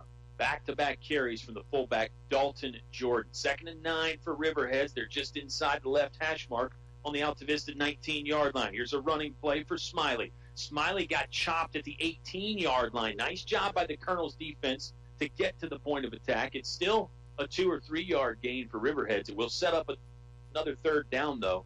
Call it 3rd and 7, Dave, with just under 8 to play in the half. Riverheads leading 21-0. Nice tackle there, low tackle by the defensive end for the Altavista Colonels on the left side. Riverheads is on the right hash mark now. Wide side of the field is to the left. They'll go that way. It's a toss play. Adams is there, so is Triplett. Running back steps inside, made a nice move to get around. Triplett dove for him, got him at the ankles, and brought him down around the 11-yard line. He's right at the line to gain, for a first down. Probably going to make it 4th and 1, Dave. Nice tackle from Triplett. And the running back just used a nice head fake there to set up that cutback to the inside for Riverheads. 4th and 1 coming up for the Gladiators. They get under center, hard snap count. They flip it to Smiley. He's going off right tackle. Got some room. He's got enough for the first down. The Colonels got there, but just a second late. Aaron Close and Jonathan Montague will get credit for the tackle. He picked up 2 yards, needed 1 to keep the drive going, and he did. He broke an arm tackle in the backfield and then picked up the first down for the Gladiators. More often than not, Dave, it looks like the Colonels are in position. Yep. Just hard to bring these guys down, and really you need 2 guys in position. It's hard to make that solo tackle. Here come the Gladiators again. Double handoff. They give it to the wingback. Ran into his own guy. Everybody stopped for a moment, but the Colonels got him. Now a surge at the 5-yard line. Looked like a rugby scrum as the Riverheads O-line was able to push the ball carrier an extra 2 or 3 yards. The O-line had the Altavista defense outmanned there and just pushed them back toward the Altavista goalpost. It was one of those double handoff plays where they toss it to the running back, He goes right. The wingback is coming back to the left. They trade the football off, and it's a misdirection play that can be hard to stop. 2nd and goal from the 4-yard line. Toss play to Smiley again. Gets in behind a convoy of blockers. Finds a little seam in the defense and scores a 3-yard touchdown for Zach Smiley, number 8 for the Riverheads Gladiators, and the points are piling up now for the home team. Smiley just followed his blockers up front, waited for the blocker to push the Altavista defender out. He cut back inside. He could walk into the end zone. Smiley in for 6. Peyton Skillman is on for another extra point. He steps into the football, drives it with the right leg, end-over-end kick is good. 28-0 Riverheads. 6:15 left to play in the first half. Altavista football, once again, when you return, playoff football is live on 105.5 KD. English is so much more. English is more than a hardware store. English is your complete home center. Everything for every job you do. Always here for you. Get the quality you really need. English is so much more. English is more than a hardware store. English is your complete home center. On North Main Street, Altavista opens Saturday 8 to 4. Your high school sports station with award-winning coverage on 105.5 KD Country. Riverheads offense gets some points after a turnover from Altavista's offense. A 39-yard drive capped off by a 3-yard Zach Smiley touchdown. Riverheads picked up a 4th down in there, Dave. Altavista's defense, again, I think they're in the right place more often than not. Just hard to bring these stingy ball carriers from Riverheads down. Skillman will step into the short pooch kick. Montague fields inside left sideline at the 35-yard line. Doesn't get many yards after the catch as Riverhead's coverage unit was down there quickly and in fine fashion. Altavista's 4th drive of the night will begin from their own 36-yard line. Montague only had a chance to get about 2 or 3 steps before the Riverheads defense was there. On that last series, Kyle, we got a good look from behind at the Riverheads offense, and it's hard to see when you're trying to defend against that. Yeah, they hand it off to a guy who sometimes you don't know which guy they're going to give it to, obviously. He gets in behind 3 or 4 or 5 blockers, and a lot of times he'll put one hand on their backs, and then when he finally gets past the line of scrimmage, then he'll break out, maybe go to the sideline or cut it back to the middle. Running play here for Altavista. Jacob Adams was stopped, but he was able to get out of trouble initially. He dodged 3 or 4 tackles somehow, but then finally swallowed up by the oncoming pressure from Riverhead's defense. He might have gotten back to the line of scrimmage, maybe gained a yard. Yeah, pretty good spot, really. You could argue that he was stopped in the backfield, but Colonels get the benefit of the doubt on this occasion here. Football's now on about the 38-yard line. Under 6 minutes. 2 wideouts again for the Altavista Colonels and 2 wingmen on each side of the line of scrimmage. Put Adams in motion right to left. Option play here between Gilbert and Adams. Gilbert pitches it to Adams. He's running hard across the 39 to the 40-yard line. Hit in the thigh pad by Jaden Phillips. Phillips with a very sound tackle to get Adams low and bring him down at the 41. And good pursuit by the Gladiators on that sweep by the Colonels. They really do get to the football well, don't they? I mean, they had 3 guys out there. Running hard, I don't know what you can do. I mean, a lot of times with an aggressive defense, you can take advantage by maybe a screen or a reverse, those types of plays sometimes to take advantage. But, gosh, with this defense, I'm not even sure that would work. Altavista is going to have to pick up a 3rd down here. They're 1 for 3 on 3rd down opportunities so far tonight. Right hash mark, 41-yard line. Passing play, Gilbert, soft roll out to the left. Looking downfield, throws. Ooh, just out of the fingertips of Bailey Stinnett. He was open on the far sideline left at the 43, but again, pass little high, and this time the coverage was good, Dave. I'm not sure that he would have picked it up even if he had made the catch. Yeah, he'd have been short of the 1st down, but a good idea anyway for the Altavista Colonels as they need to loosen up this defense a little bit. Yeah, if you could take some shots downfield, that would help, but again, you've got to block long enough for your quarterback so he can throw it deep. The Gladiators with a 4-4 defense up front. They will send Devin Morris back deep, this time in the obvious punting situation. He's on his own 30-yard line. Pennell catches the high snap, brings it down, boots it away with the right leg. It takes a bounce that stops really in its track. It was a sort of a golf shot type of kick, a shot that you'd hit into the green that spins back and stops, and it is unable to be returned by Riverhead, so that's a good thing. The Colonels didn't get the roll that time like they did on Cheyne's first punt of the game. The first one was the best. That was the one that pinned Riverhead inside their own 10-yard line. This football is resting near hash mark left on the Riverhead's 33-yard line. Colonel's got to find a way to stop the Gladiators here and to take the ball over on downs. I don't know what the answer is, Dave. It's been 4 Riverheads touchdowns, 1 interception for the Riverheads Gladiators, their only blemish so far on offense. Football was on the ground again. Smith picks it up, rolling to his right. Aaron Close in hot pursuit. Smith got around him, dives hard for an extra yard there on the far sideline. Is able to pick up 3 yards. Second Riverheads fumble of the night, Dave, and the second time, really, they're able to just scoop it right back up, and they actually end up gaining yards out of it both times. You think it's the turf? It doesn't hurt. It's nice and soft out there. I mean, it doesn't hurt, but the Colonels tried something a little different that time. They put 7 guys up in the line of scrimmage defensively. You mentioned trying to find a way to stop this Riverheads offense, and maybe that is something. Crowd the line of scrimmage, give them a different look. Toss play here, ball carrier going left side, but he won't get there. Altavista's in the backfield. That's Jonathan Montague that split a couple linemen and is able to make a nice solo tackle. That worked that time. The Colonels were able to stand up the offensive line, and then Montague shot through there for the tackle. 3rd and 5 for the Gladiators. They're 2 for 3 on 3rd down so far tonight. Under 4 minutes to play in this half. 28-0. The Gladiator lead. Zach Smiley, one of the running backs, runs the plays into the Riverheads huddle. One of the few teams that we've seen this year that does still huddle. They go under center. Fullback and tailback. Passing play for the Gladiators. Smith rolling out to his left. Nice blocking. Bullet throw. Caught at the 50-yard line. The receiver is streaking down the near sideline. That's number 42, Moose Lee. Lee caught it at the 50. A bullet pass from Tyler Smith.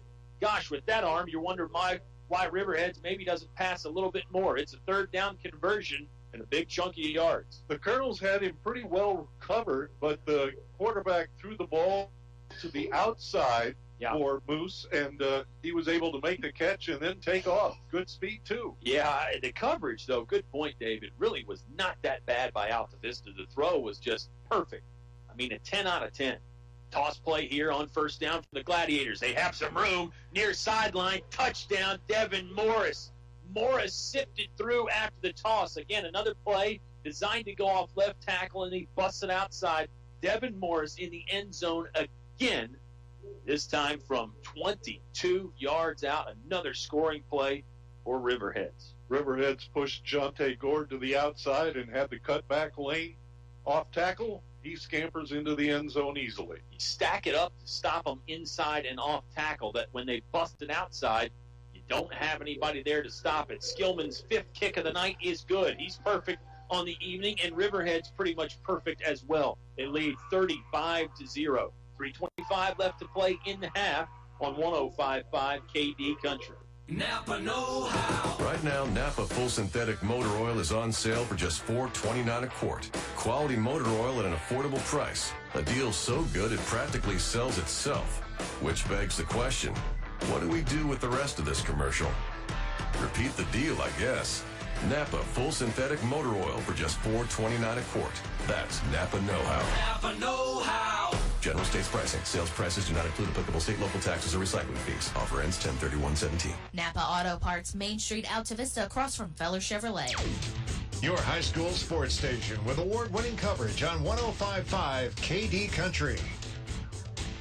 It was 14-0 Gladiators after 1 quarter of play. The Colonels had some momentum, a nice drive after an interception.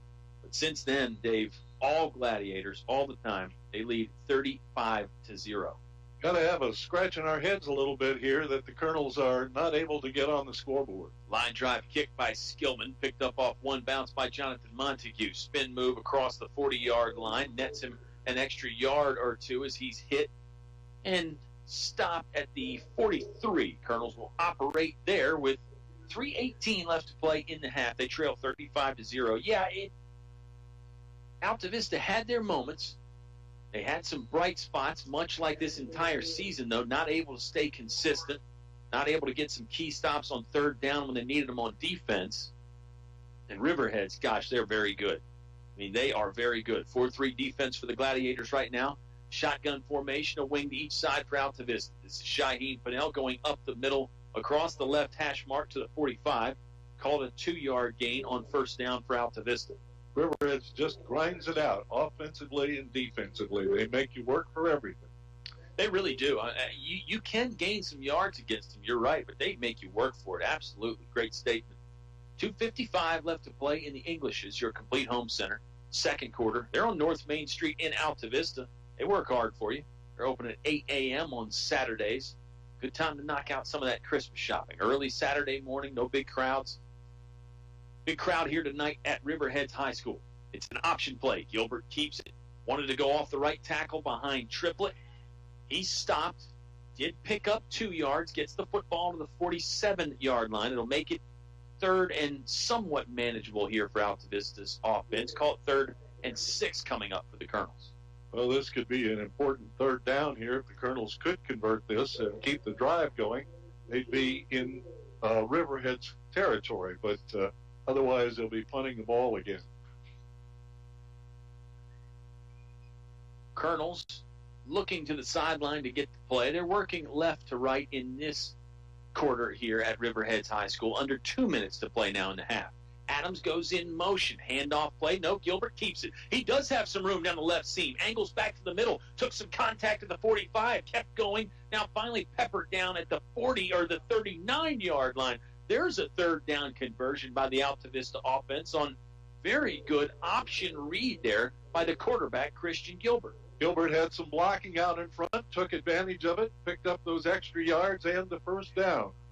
So the Colonels do move the ball here deeper into Riverhead's territory. Good stuff there. If the Colonels can score before halftime, maybe you never know. At least give you a good feeling anyway.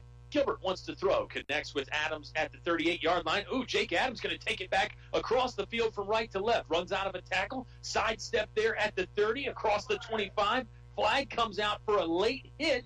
Now the Colonels again starting to gather some momentum here. Boy, how about the running there after the catch from Adams? All the way back across the field and then use some shifty moves along the sidelines to get the first down and some more. That was fun to watch. You got to have really good vision to see those openings and some imagination in there, too. He caught it on the right hash mark at about the 36-yard line, ran all the way back to the left sideline, and meanwhile had to dodge quite a few Riverheads tacklers in the process. He shook off several tacklers on his way across the field. They were arm tackles because they couldn't get Jake racked up. All right, let's see where this football ends up getting spotted after the nice first down pickup. It would have been a first down anyway, and then add on the penalty at the end of it. Ball looks like it's resting on the Riverhead 16-yard line. So Altavista, 1st and 10 from the left hash mark, 16-yard line. There's a handoff straight ahead to Pennell. He got tagged in the backfield, but kept going for a little bit more. Number 60, Brian Hostetler, was the first guy that got the hand on him and slowed him down. Pennell picks up 2 yards. 1:20 left to play in the half, and Altavista wants to take a timeout. Let's take the timeout with them. Riverheads leading at the moment 35-0, but the Colonels are on the move here with 1:20 left to play in the half on 105.5 KD Country. Some combinations were just meant to go together. Chips and salsa. Refrigerator and freezer. The internet and cat videos. At State Farm, there's another combination meant to go together. Home and auto, as in combining your home and auto insurance with one agent, which leads to another great combination, saving dollars and cents. Your State Farm agent is here to help life go right. Combine home and auto and see how much you can save. Call State Farm agent Lori Watkins in Altavista today. Your high school sports station with award-winning coverage on 105.5 KD Country. Tuscan Italian Grill halftime show will be on the way shortly. We'll get some scores from some area ball games and recap this one. Right now it's 35-0 Riverheads. We've got 1:20 left to play in the English's second quarter. Montague's in the backfield now with Gilbert. Passing play, they get it to Adams. Adams catches 15-yard line, steps inside a tackler at the 12. brought down with a high tackle and a low tackle there inside the 10-yard line, helped up by a teammate, Bailey Stinnett, and a couple Riverheads defenders. He's a yard or so short of the first down. It'll set up 3rd and 1 for the Altavista Colonels. Clock turning now, under 55 seconds to play in the half. Well, needless to say, a touchdown here would help the Colonels' momentum quite a lot. Adams in motion here on 3rd and 1. It's a handoff to Jonathan Montague. He was running hard, but they hit him in the backfield, and I think he's short. Officials are going to pause to take a timeout. Oh, pardon me, Altavista called the timeout. We'll take the timeout with them. Colonels look like they're going to have, well, I don't know. Hang on. Altavista's not going to the sideline. Yeah, now they are going to the sideline. Let's just keep it here. We sort of botched that, Dave. And we're getting ready to go to halftime anyway, so let's keep it here for the moment. It's going to be a 4th and 1 situation for the Colonels. They trail 35-0. I don't think the field goal is something that Altavista wants to try here, although could knock Coach Sharnes for trying it. But I think they want to pick up the first down and hopefully get in the end zone before the half ends. They'll have one timeout to work with after this one. 42 seconds left in this half, Kyle. So, yeah, the Colonels can run several plays here, especially if they're passing plays. Colonels run up the middle, then they run the next play outside. They keep alternating that, maybe to try to keep Riverheads a little off balance. Yeah, I think maybe that's part of the game plan. Try and hit Riverheads in some different areas, whether it's the inside running, the outside running, the passing. We'll see where they attempt to go here. 4th and 1, conventional wisdom says you're going to go up the middle, but they just tried that and didn't get it. Maybe time to try something else. Let's wait and see. Quarterback keeper? Gilbert would be a good one to run it and keep it. He's got backs to either side of him. Montague left, Pinnell right. 4th and 1 here with 42 seconds left to play in the half. He changed the snap count. Nobody jumped. They give it to Shaheen Pinnell. He got stopped short, but did he lunge across the line? Second effort. The officials run in there to get the spot. Riverhead says no. Riverhead's defenders certainly think that he did not get it. It's very close.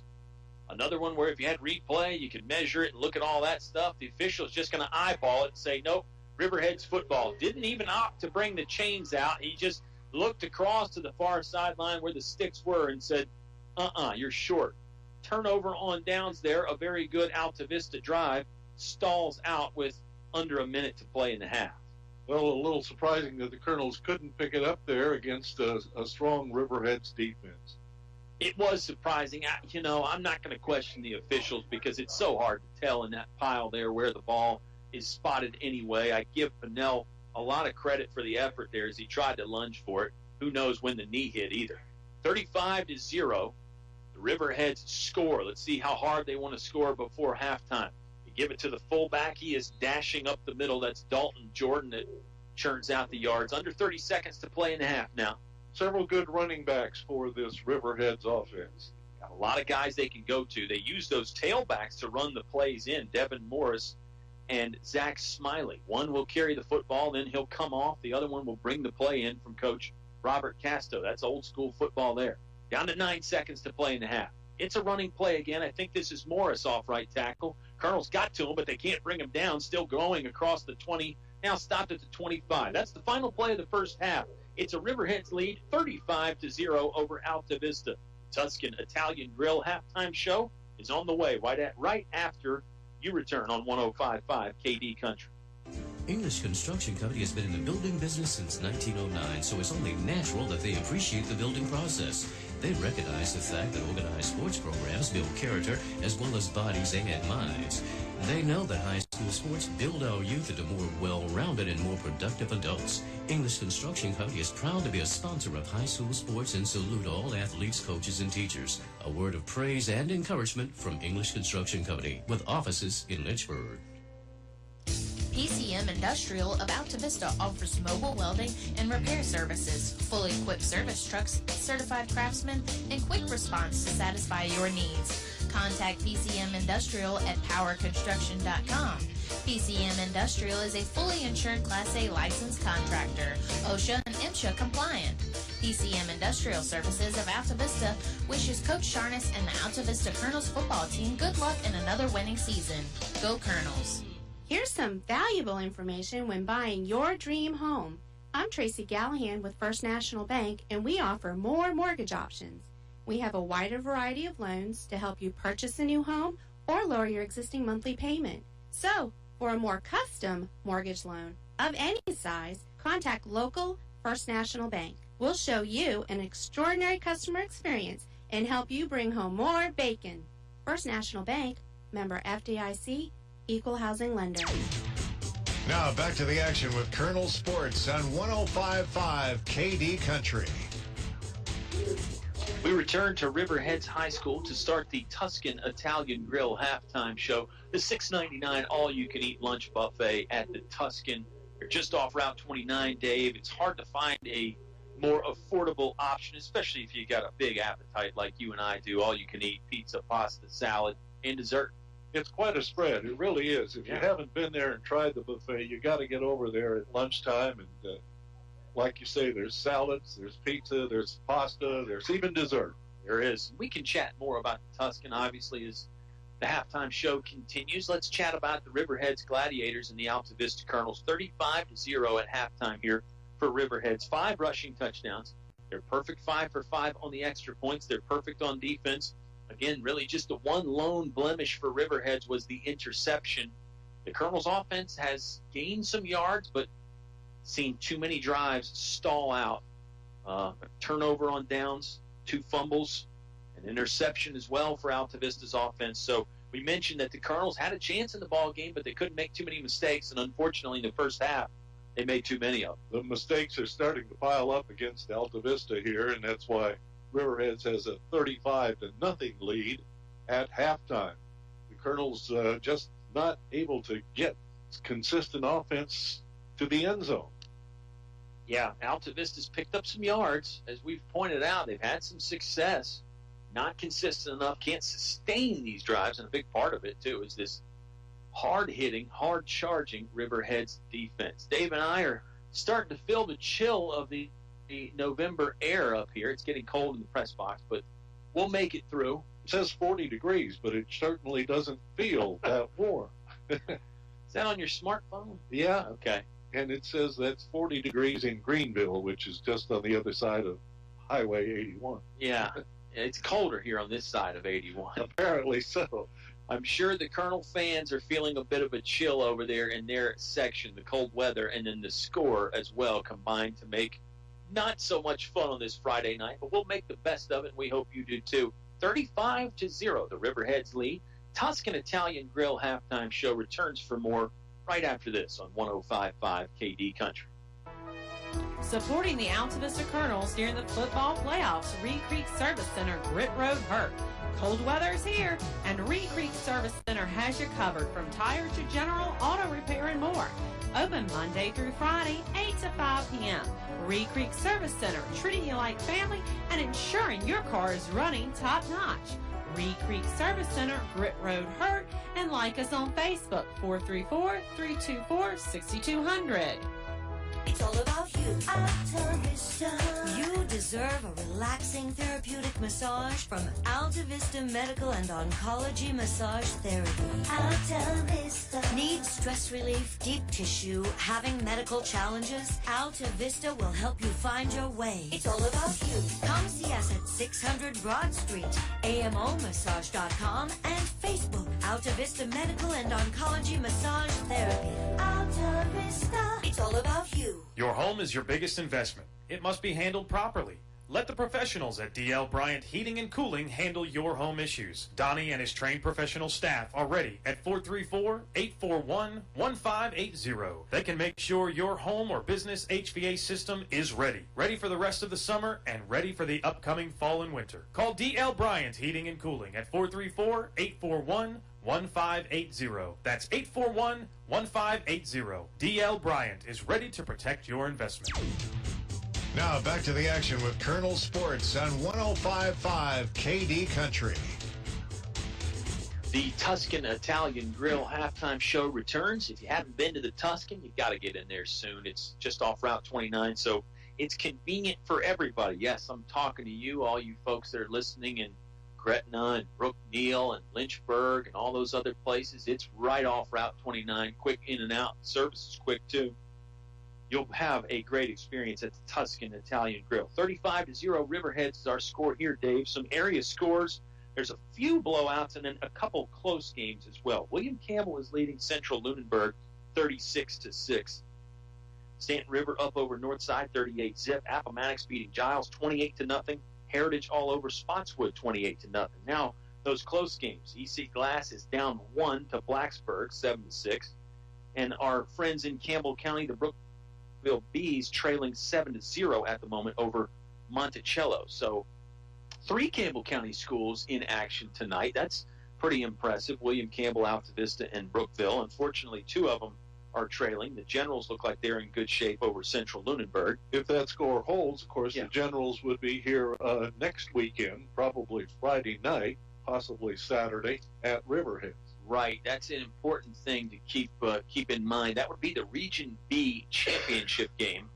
And it does look like, yes, as Dave said, if that score holds and the Generals hang on and the Riverheads Gladiators hang on here, it'll be Riverheads and William Campbell next week. That's a matchup we've seen quite a few times in the past.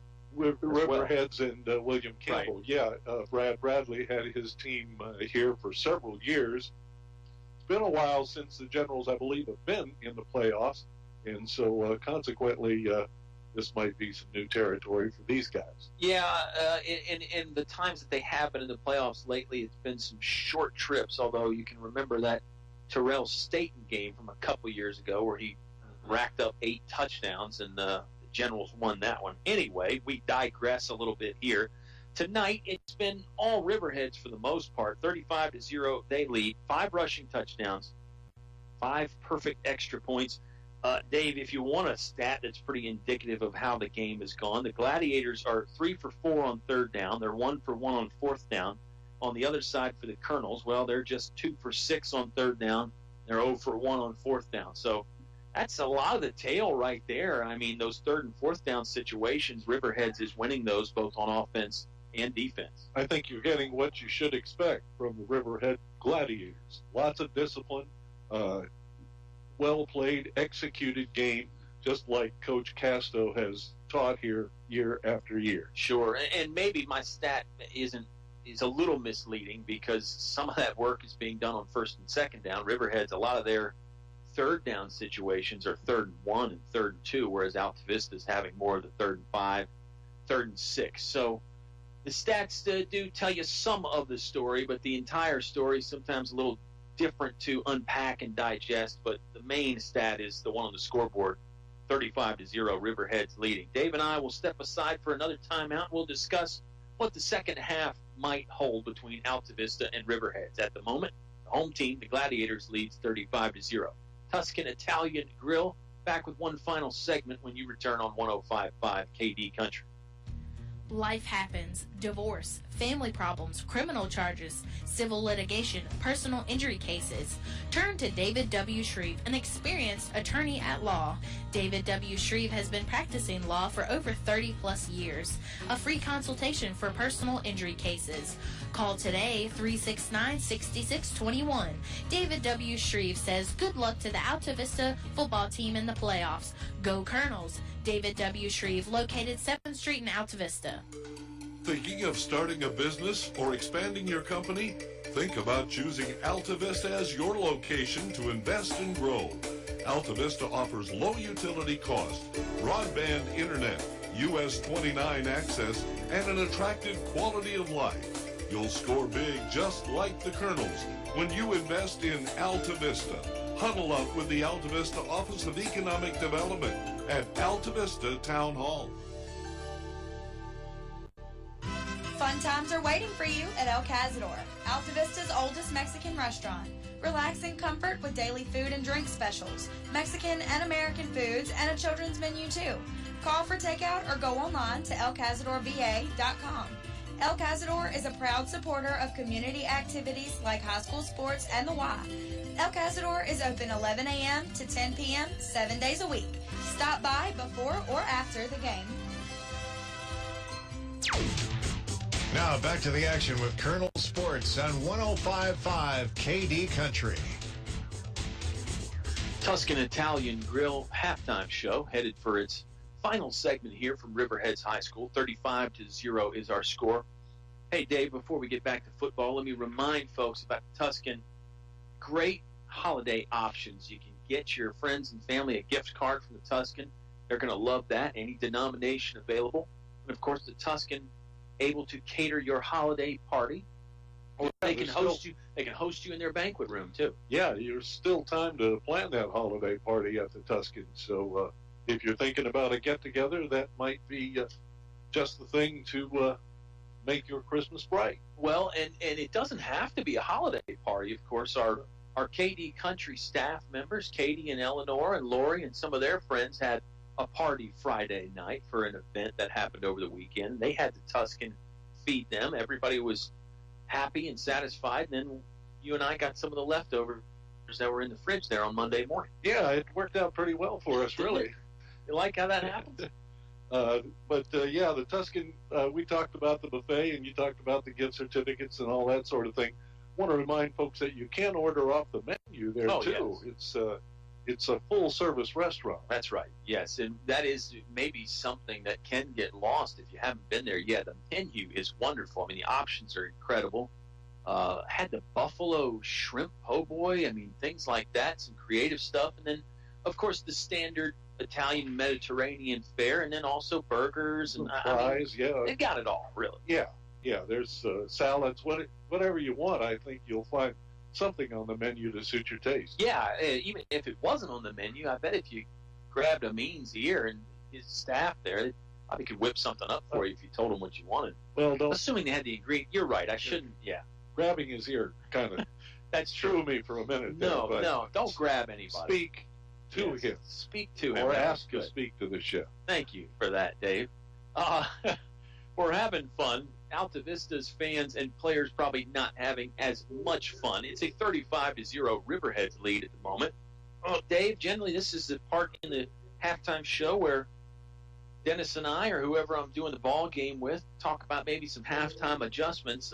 If you're the Colonels, obviously, if you want to have a comeback chance, you're going to have to make some sort of adjustment. You're going to have to throw caution to the wind, and you're going to have to play pretty much perfect in the last two quarters of the ball game to have a chance. I'm not saying that a comeback from 35 down is impossible. It's happened somewhere before. It's probably happened more than once, but it's very difficult. It is difficult. Altavista does have some game breakers, some guys that can score from far down the field, although we've seen Riverheads have their own speedster out there on the edge and answer you right back. So we'll have to see. I think one of the adjustments the Colonels made was loading up the defensive line there, trying to slow down the rush or the push from Riverhead's offensive line, and maybe we'll see some more of that in the second half.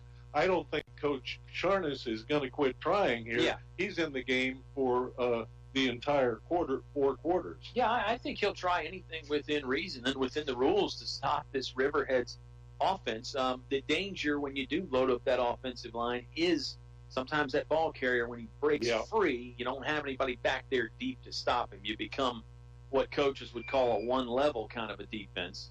And it's something you have to do sometimes. And we'll see what Altavista does. I like that you mentioned that the Colonels have some game breakers. If you are going to come back from 35 down, some of those scores are going to have to be quick. You are going to have an 80 or a 90-yarder in there, I would think, a kickoff return, something like that. You can't have – there's just not enough time on the clock to have 5 really long drives. That's just not realistic. Well, and the Colonels will be receiving starting the second half of play, so let's keep our fingers crossed. Coach Charnish has been in, 10 consecutive playoff games now? Yeah, nine straight with the Altavista Colonels. Okay. Good point. 9 straight. So he's been here before. He's seen scenarios like this. So, that's right. Like I say, the coaches putting their heads together, figuring out what's working and what's not working. What can we do to counteract the things that Riverheads is doing? Of course, the guys on the other end of the field at the field house over there are planning their strategy. Do we keep doing all the things that are still working? Keep grinding it out like we have been. Well, that's a good point. If you're Riverheads, I mean, you don't have to do too much. I was going to say you don't have to make very many adjustments. There may be some things you want to try. something maybe you might need down the road, maybe some new players to show off. And of course, if Altavista does score a couple times, you can always sort of put your foot back on the accelerator and say, okay, guys, we got to get this back in order here. But we'll see. Maybe Coach Casto has some other ideas. And great point about the Colonels. 9 straight playoff appearances. Dave, they're 22-5 in those playoff runs. 22-5.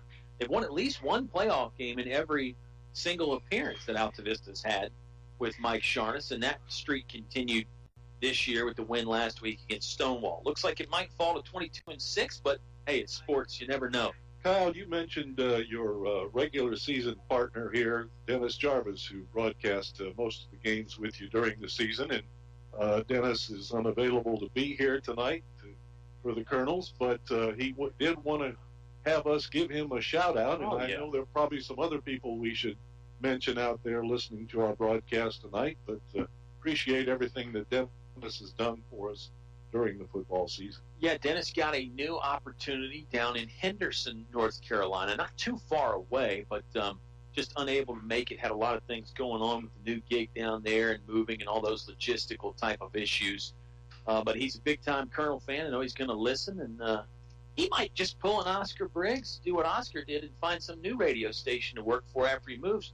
Of course, fans remember Mr. Briggs, of course, was my partner for a while, and he moved down to Myrtle Beach, South Carolina. He got on with a radio station down there calling the games of Socastee High School. I think they're on the internet if you wanted to pop in and give Oscar a listen, but they did not make the playoffs, so you'll have to wait till basketball season, I guess. Okay. I thought they were going to make it, but apparently Well, not. he thought that they might. I think there was a good chance, but I don't think they got in. I could be mistaken on all that. I might get a text right now from Oscar, but anyway, big shout-out to those guys and everybody else listening. Remember, you can get in touch with us on Facebook or our social media platforms, and we'll mention that you've got us tuned in. Let's say hello to the gang down there in Englishes, Dave. They're big. Oh, yeah. They're big football fans. Guys like Brent, Don, Blake, Scotty, Callie, Danielle, Quentin. Of course, our good friend Fran is a big-time KD Country fan, not just with the sports, but all the time.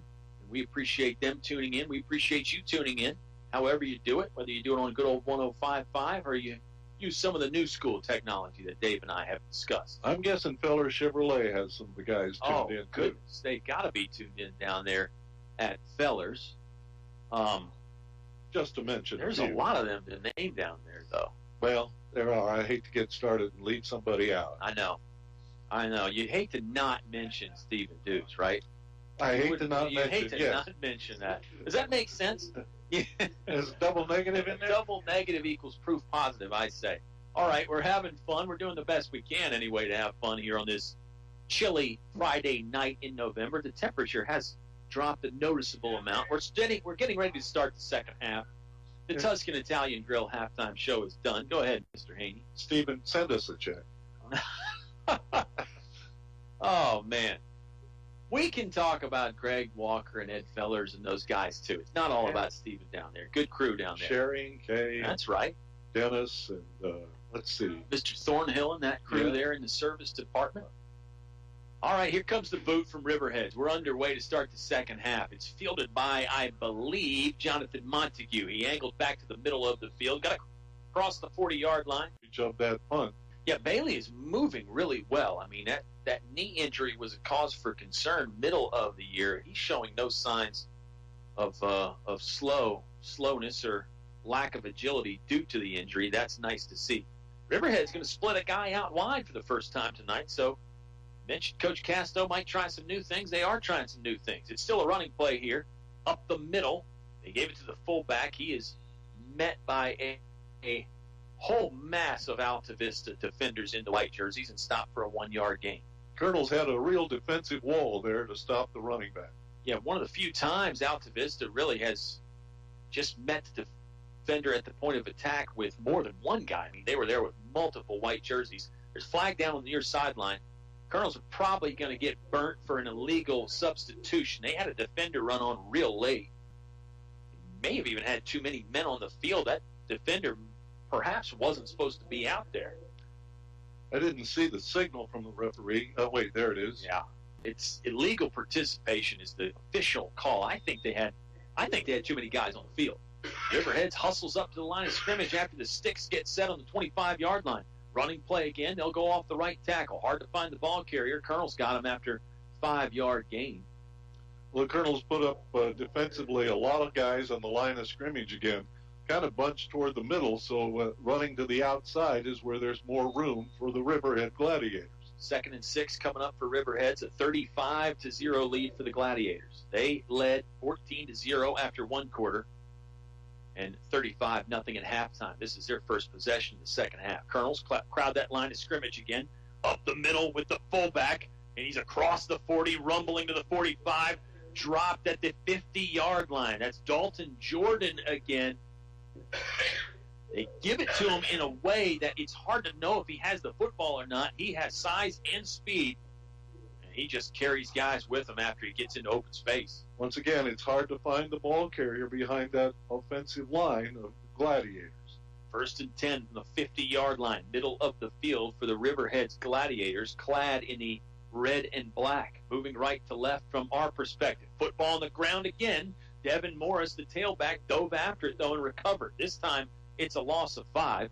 In the 2 previous fumbles, they actually gained yards. This time, it does burn the Gladiators just a bit. The Gladiators have been lucky tonight. They've recovered all their own fumbles so far. It's 3 of them so far. Colonel's putting 6 men up on the defensive line of scrimmage, and that's what happened when the fullback there on the previous play picked up that extra yardage. He got through there, and there was nobody there to bring him down. Colonels crowding that line of scrimmage again. No deep safety. They go to the fullback again. Dalton Jordan is tagged and then planted at the 50-yard line. So he got back to the line of scrimmage, beyond it a bit. Falls on the 49-yard line now. It'll set up 3rd and 9 for the Gladiators. Remember, in the first half, they were very good on 3rd down, 3 of 4. Got 6:19 left to play in the English's 3rd quarter. On the first series of plays for the Gladiators, they didn't have a 3rd down, and they scored on 1st and 2nd down plays. Quarterback shifts back to a shotgun. They give it to the fullback again. There was some fakes behind the quarterback, Tyler Smith, but the fullback, Dalton Jordan, had it the entire time. You noticed a little shift there, Dave. The quarterback, Smith, went from under center back to about 3 or 4 yards deep in that short shotgun snap. Maybe a bit of confusion there for the Colonels' defense. It's a 1st down pickup for Riverheads. Good fundamental play, as we've said all along, for the Riverhead Gladiators. Under center again. Under 6 minutes to play and a half now. They do give it to the tailback this time, Zach Smiley. He rounds the corner over there on the right side between the hash mark and the numbers. Netted 6 yards on the gain there before the Altavista defense was finally able to drop. Looked like Keyshawn Moon, looked like Jacob Adams, and also Jonathan Montague teaming up for the tackle. Well, the Gladiators are able to run up the middle. They're able to run particularly around the right side on this series. And Altavista is working their way back toward their own goalpost here to our left. Smith in a shotgun formation. He's going to carry it himself off left tackle. He's got some room running up the left seam. Colonels dive and then finally pounce on him at the 10-yard line. The progress is going to get him inside that. He slid across the 5. He'll spot him down around the 5 or the 4-yard line. Altavista saving the touchdown, but maybe just delaying the inevitable. That was the quarterback, Tyler Smith, on a designed quarterback run. Jonte Gord, one of the tacklers in there for the Altavista Colonels, who saved the touchdown. Riverheads leading 35-0. 5 minutes left to play in the 3rd quarter. Shotgun formation again, but everything's nice and tight up front. Smith, quarterback keeper, up the middle, not much resistance. Touchdown for Riverheads. They're in the end zone for the 6th time tonight. 41-0 the score at the moment for Riverheads. Another extra point on the way for the Gladiators. Dave, that's another drive that started down on their own 8-yard line. 92-yard drive. And on this last play, the Riverheads offensive line blew open a big hole that the fullback went right through. Call it a 4-yard rushing touchdown for the quarterback, Tyler Smith. Here's the extra point. The snap is good. The hold is there, and the boot is long, high, and straight. It's good. 42-0. Riverheads leading. We've got 4:47 left to play in the 3rd quarter on 105.5 KD Country. A short drive will save you money. This is Greg Walker with Feller Chevrolet. Our new 10-year, 100,000-mile powertrain warranty has many customers buying from us instead of the competition. Covers any vehicle purchased up to 10 years old with less than 150,000 miles, new or used. With our 3-day money-back guarantee, you can buy with confidence. Where else can you get great prices, good selection, 3-day money-back guarantee, and a warranty that gives you 10 years of protection? Come see us. You'll be glad you did. Feller Chevrolet in Altavista. Now back to the action with Colonel Sports on 105.5 KD Country. Riverheads 42, Altavista 0. 4:47 left to play in the third quarter, Dave. That was just another textbook Gladiator drive. Started back inside their own 10-yard line, marching it down the field. A lot of different ball carriers, inside, outside. Finally, the quarterback, Tyler Smith, gets in the end zone for the first time tonight. The senior doesn't carry too often, but apparently when he does, he can score. Talented ball carrier, too. And a good blocker. A lot of times he'll run that play where he has to toss it and then become the lead blocker for the running back. Jacob Adams picked up the kick after a mishandle. Stutter steps at the 25. Thinks about angling back inside at the 30, but goes out of bounds. A flag came in from way out there. That one referee threw that flag from about 20 or 25 yards away, Dave, and his arm equal to that of Jacob Adams. Apparently, he threw it hard and on target.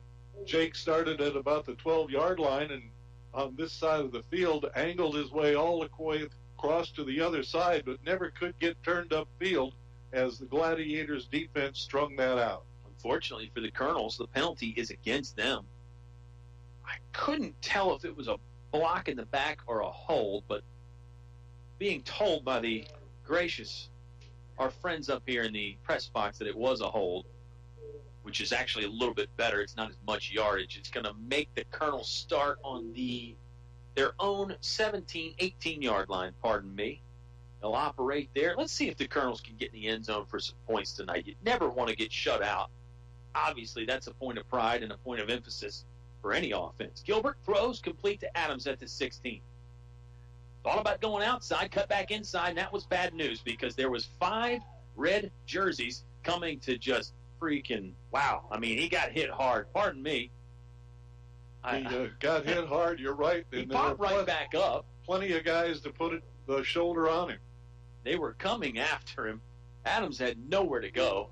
I think he wanted to go to the ground to protect himself, but he couldn't get down there in time as he got dropped for a 1-yard gain. Well, the Riverheads defense has to be pretty smart here. They're figuring the Colonels this far behind are going to have to pass some to get it back anywhere to make it a decent ball game. That's right. You're probably pretty much playing your base defense here if you're Riverheads. Gilbert keeps it, bounces off his own center and guard, spins around, able to pick up a yard, not much else. Officials may actually give him 2 yards on the spot. It's going to set up another third down. 3rd and 15, or pardon me, 3rd and 7 for the Altavista Colonels with 3:10 left to play in the third quarter. There's a lot of threes in there, Dave. Seems like the Riverheads defense has figured out Altavista's offense, and they can plug up that middle just about whenever they want now. I think you're right. It's a 4-3 defensive front, but the linebackers are very active. The defensive linemen very active up front, too. Gilbert looks over the defense, ready to accept the snap here on third down. Passing play, shuffles to the left. Now rolls out of the pocket, flushed out, hitting the waist, and brought down at the 15 as he's trying to break out of the collapsing pocket. It's a loss of yards for Altavista. It'll bring up 4th and long. Certainly a punting situation here, back inside their own 15-yard line. Gilbert was looking downfield, trying to find a receiver, but they were pretty well covered. Riverheads had good numbers back deep. Pinnell has been doing the punting duties all year, and he will do so here. Riverhead's not going to put anybody back deep, although, again, it seems like the obvious punting situation here. Snap does go back to Pinnell, steps into the kick. It's a line drive. It didn't come off his foot great, but it takes a fantastic Altavista roll. Bailey Stinnett hustles down and covers it at the 45-yard line. Colonels punt it away for the 4th time tonight. Riverheads will start their second drive of the second half at their own 45-yard line. That punt was like a golf ball that's not hit very well, but you get a good roll. Yeah, it had a lot of topspin on it. The physics of that are very similar there, even though the golf ball round and the football not round. We've We've seen that a lot this season. The ball has bounced away from the Colonels sometimes. And certainly they've gotten their share of breaks, but some bad breaks too. Flags come out. Rare penalty on, no, the penalty was on Altavista. They were in the neutral zone there. Again, I was going to say a rare penalty on Riverheads. I don't think they had a penalty tonight. Didn't they have one, a late hit, Adams No, on the okay. sideline? Yeah, you're right. But not many. You're right. Maybe a second one in there we're not thinking about. It's a pretty well-schooled, well-disciplined, and efficient Riverheads team. I think maybe there was an offside penalty once, too. See, they've had a couple penalties. They snap it directly to the fullback. He's going right up the gut again, getting spun around. The Colonels have got hands on the jersey, but they cannot bring down the big fullback, Dalton Jordan, as he gets inside the 13-yard line. Rips off 23 yards on the dive right up the middle. It's an old-school wedge play where the offensive line comes together. The fullback gets behind him, and he's got room to move out there and the speed to exploit the open areas. Colonels with too many guys on the field trying to get somebody off here, but not in time. They did call a timeout, though, to save the penalty. Let's take the timeout, too. We've got 1 minute and 15 seconds left to play the third quarter. It's Riverheads 42, Altavista 0. Playoff football on 105.5 KD Country. English is so much more. English is more than a hardware store. English is your complete home center. Everything for every job you do. Always here for you. Get the quality you really need. English is so much more. English is more than a hardware store. English is your complete home center. On North Main Street, Altavista open Saturday 8 to 4. Now back to the action with Colonel Sports on 105.5 KD Country. Our sound engineer, Katie, doing wonderful things back there at home base. The Riverheads Gladiators playing pretty wonderfully here on this Thursday. Pardon me, it's a Friday night. They snap it to number 8. That's Smiley. He got inside the 15-yard line, angled his way to the sideline, cut down inside the 10 at the 5, about 3 yards inside the left boundary. Another first down for Riverheads. Misdirection, the deception. So much misdirection and deception that it was actually number 9, the quarterback, Tyler Smith, that carried the ball. And he just ran over number 12, Jonte Gord, 135-pound, 5'9", senior. The misdirection, the ball fakes, that kind of stuff makes it tough. They snap it to the fullback. He's fighting his way into the end zone, spins out of one tackle and scores. That's Dalton Jordan, a touchdown from 5 yards out for the Riverheads Gladiators. They score again, lighting up that scoreboard. They've got 48 on it now. Their season high is 59. That actually came against Stonewall Jackson. They score another one here, Dave. Well, it seems like poor tackling by the Colonels, but with the score what it is on a cold night, I can understand it happening. Extra point is good as well. 49-0. Riverheads on top and in charge. Got 35 seconds left to play in the third quarter on 105.5 KD Country. Napa know-how. Getting the best usually costs a pretty penny. But when it comes to getting one of the best motor oils, your pennies don't have to be pretty at all. Because Valvoline Full Synthetic Motor Oil is only $5.59 a quart. So treat yourself to Valvoline Full Synthetic, now just $5.59. That's Napa know-how. Napa know-how. General States pricing. Sales prices do not include applicable state, local taxes, or recycling fees. Offer expires 9/30/17. Napa Auto Parts, Main Street, Altavista, across from Feller Chevrolet. Now back to the action with Colonel Sports on 105.5 KD Country. 8 possessions so far tonight for Riverheads, Dave. 7 touchdowns. 7 of them have ended in touchdowns. The one lone blemish there was the interception that they threw back in the second quarter, but everything pretty much perfect tonight for Riverheads, going just the way their coach, Robert Casto, intended it. Jacob Adams fields the kickoff, 10-yard line, right hash mark, angling back to the left, full speed across the 30, breaks a tackle at the 35. Now he's surrounded and collapsed on at the 40-yard line. Good return there for the speedy Jacob Adams. He's a senior. This is going to be his last football game in a high school uniform anyway. Seemed like he wanted to make the most of it, go out with a bang there, didn't he? Yeah, he put on a good burst of speed at about the 25 or 30-yard line. Finally surrounded by 3 red shirts and brought down. It's a running clock here because of the score deficit, so the Colonels are not going to get started and get this drive started until the 4th quarter. Riverheads 49, Altavista 0. One final quarter of regulation, one final quarter in the 2017 season, pardon me, on the way. It's high school football in 105.5 KD Country. Some combinations were just meant to go together. Chips and salsa. Refrigerator and freezer. The internet and cat videos. At State Farm, there's another combination meant to go together. Home and auto, as in combining your home and auto insurance with one agent, which leads to another great combination, saving dollars and cents. Your State Farm agent is here to help life go right. Combine home and auto and see how much you can save. Call State Farm agent Lori Watkins in Altavista today. Your home for Colonel sports coverage. 105.5 KD Country. Colonel's going to start this 4th quarter from their own 46-yard line. Here's a handoff play to Jonathan Montague. Started inside, went outside across the 45. Tried to turn up the field, but was unable to get the feet under him and turn the corner. That's a loss of 1. 3rd down coming up here with 11 minutes to go in the football game. Riverheads 49, Altavista 0. Colonels with just not enough speed tonight to get around that edge in a lot of cases. This Riverheads team, again, they are not short on speed. Sometimes that's the knock on them and other teams around here, that they don't have the speed that Central Virginia teams have. But you pointed out, I'm not seeing that here tonight. They got plenty of speed. Absolutely. Quarterback keeper for Christian Gilbert. Nice hard running right there. I mean, that's something that's admirable. You look at the scoreboard, it's 49-0. Gilbert runs out of a tackle, 2nd effort, 3rd effort, dives for the 1st down.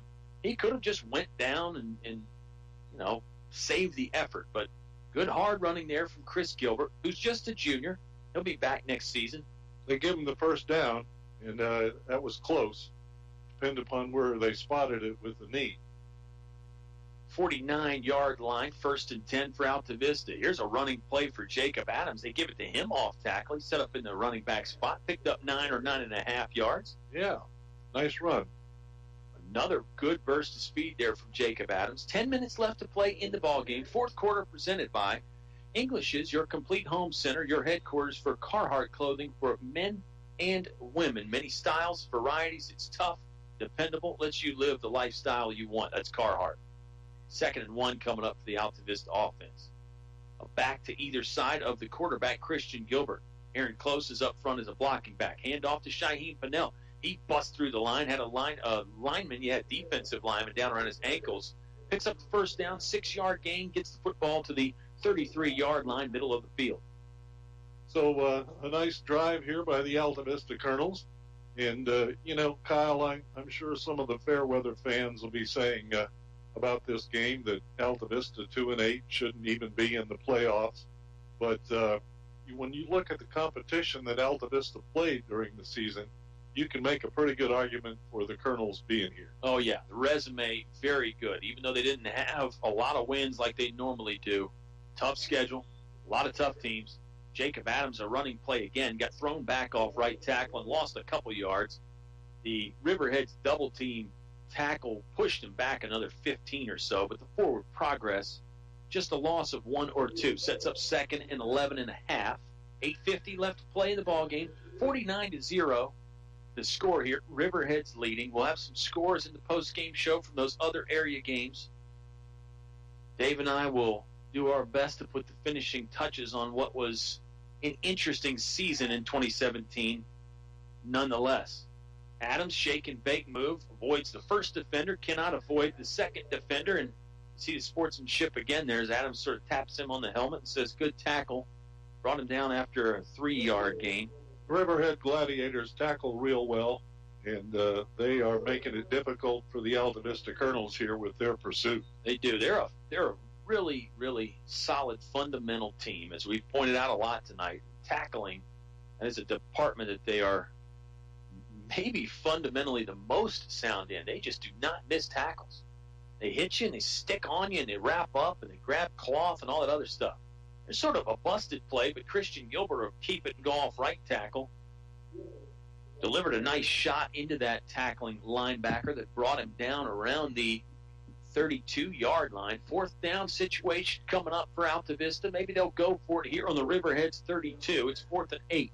Just to continue on with that thought about Altavista and the competition that they played during the season, Kyle, you know, there's only really one other single-A team, that being William Campbell, in our area for the Colonels to play. They've got to play AA and AAA schools. That's exactly right. Passing play here on 4th down. Gilbert connects with Bailey Stinnett on the left side numbers at the 27-yard line. Stinnett tried to make a move back to the inside and pick up the first down, but he was 2 yards short. That's a turnover on downs for the Altavista offense. Yeah, I'll piggyback on that. I mean, the Colonels can go play Central Lunenburg, who's another 1A team. It's a little bit longer of a drive, but it's reasonable enough. And Altavista did beat Lunenburg the first week of the season. But, yeah, other than that, you get into 1As around. You get into the transportation issue of how much it costs to get to and from the ball game. And that's what Altavista faces with all the sports. That's exactly right. It's a shotgun formation. The fullback and the quarterback, no, pardon me, they're under center this time. I beg your pardon. They hand it off to the fullback, Dalton, again. He hurdles over the initial pile of defenders lying in front of him and brought down for a 1-yard gain.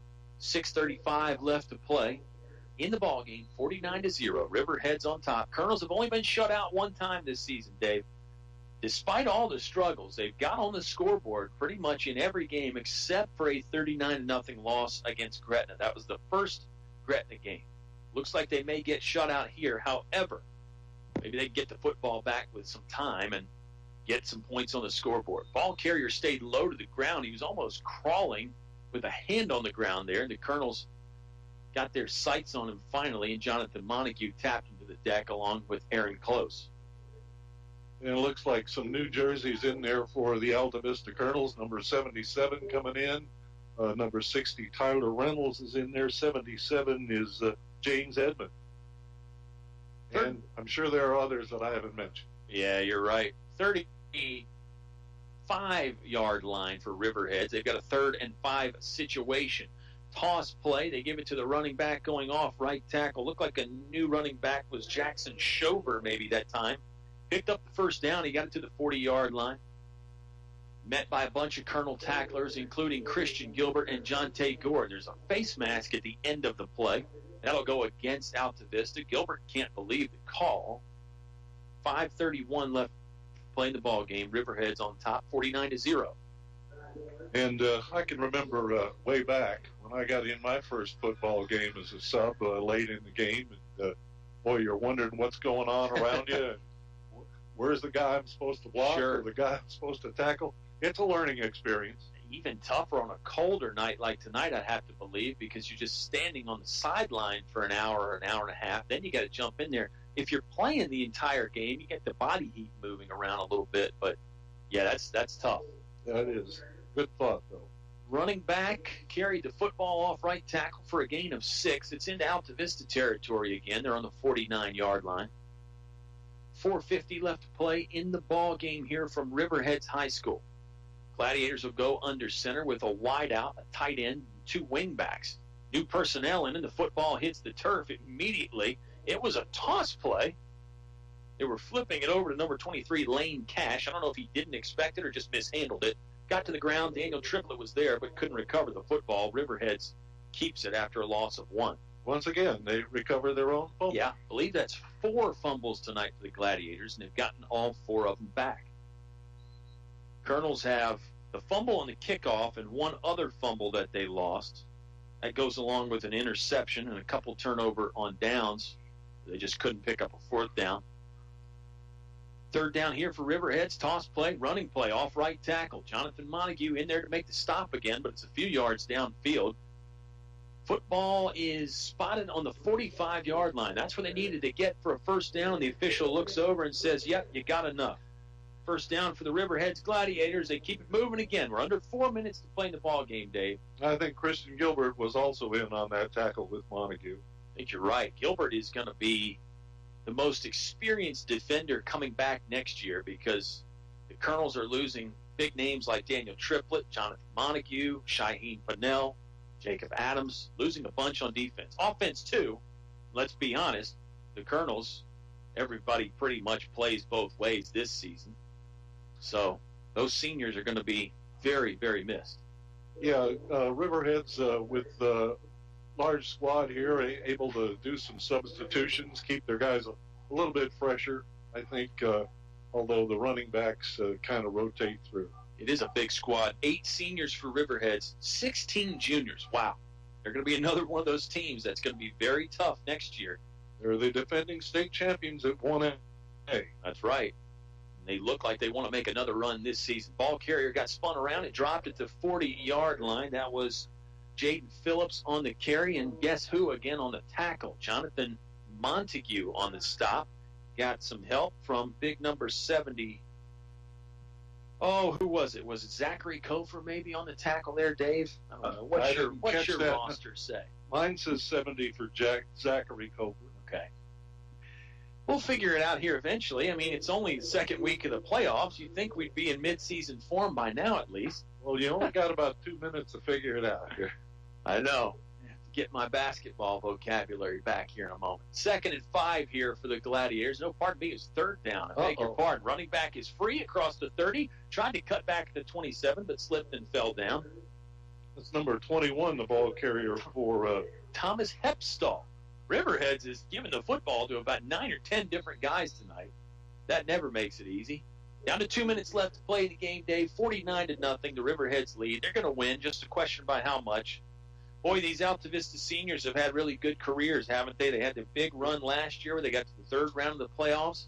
A lot of these guys were on the team as freshmen. They picked up state rings back a few years ago. Altavista's last state championship run there. Guys like Hoehne, Pinnell, and Jonathan Montague were on that team, and they actually played quite a bit. A lot on the special teams, but occasionally Pinnell and Montague would get some carries in there.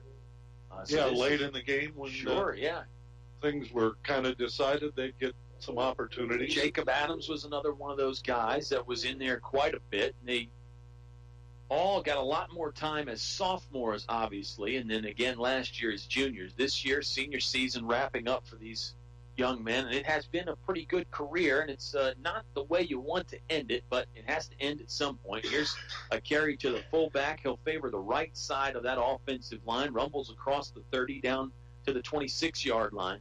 Mentioned Drew Bond in there for the Riverhead Gladiators at quarterback now here late in the ball game.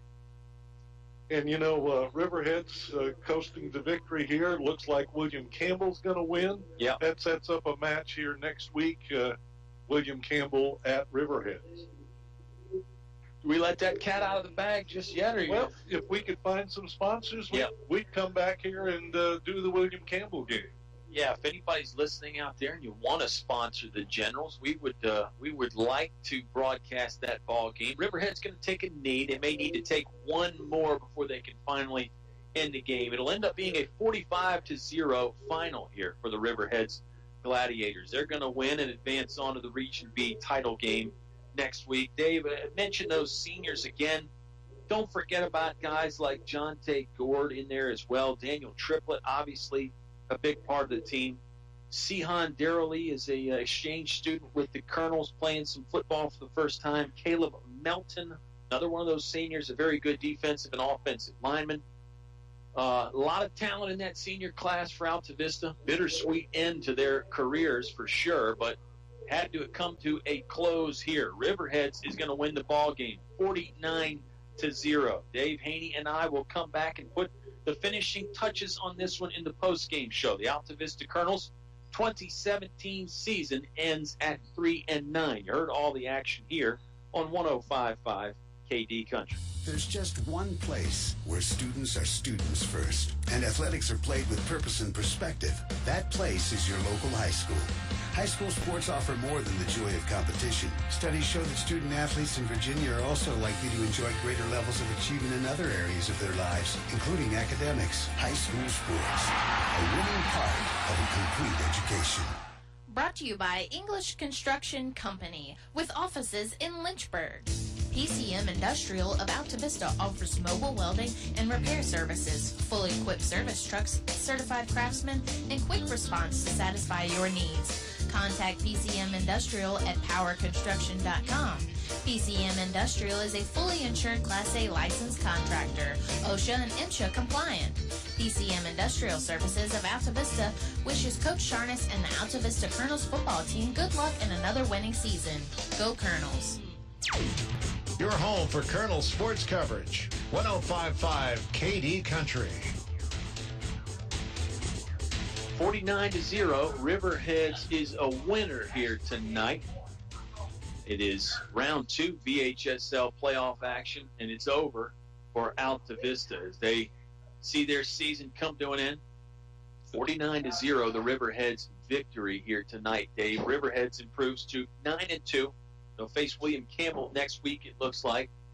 Altavista, as I mentioned, their season draws to a close here at Riverheads. Well, the Colonels played hard tonight, and I have to think that they got to be at least somewhat satisfied with their effort against Riverheads. They were clearly overmatched starting from the very first offensive series, really. Yeah, Riverheads, you could tell when they came out that first drive with a bang, it was impressive.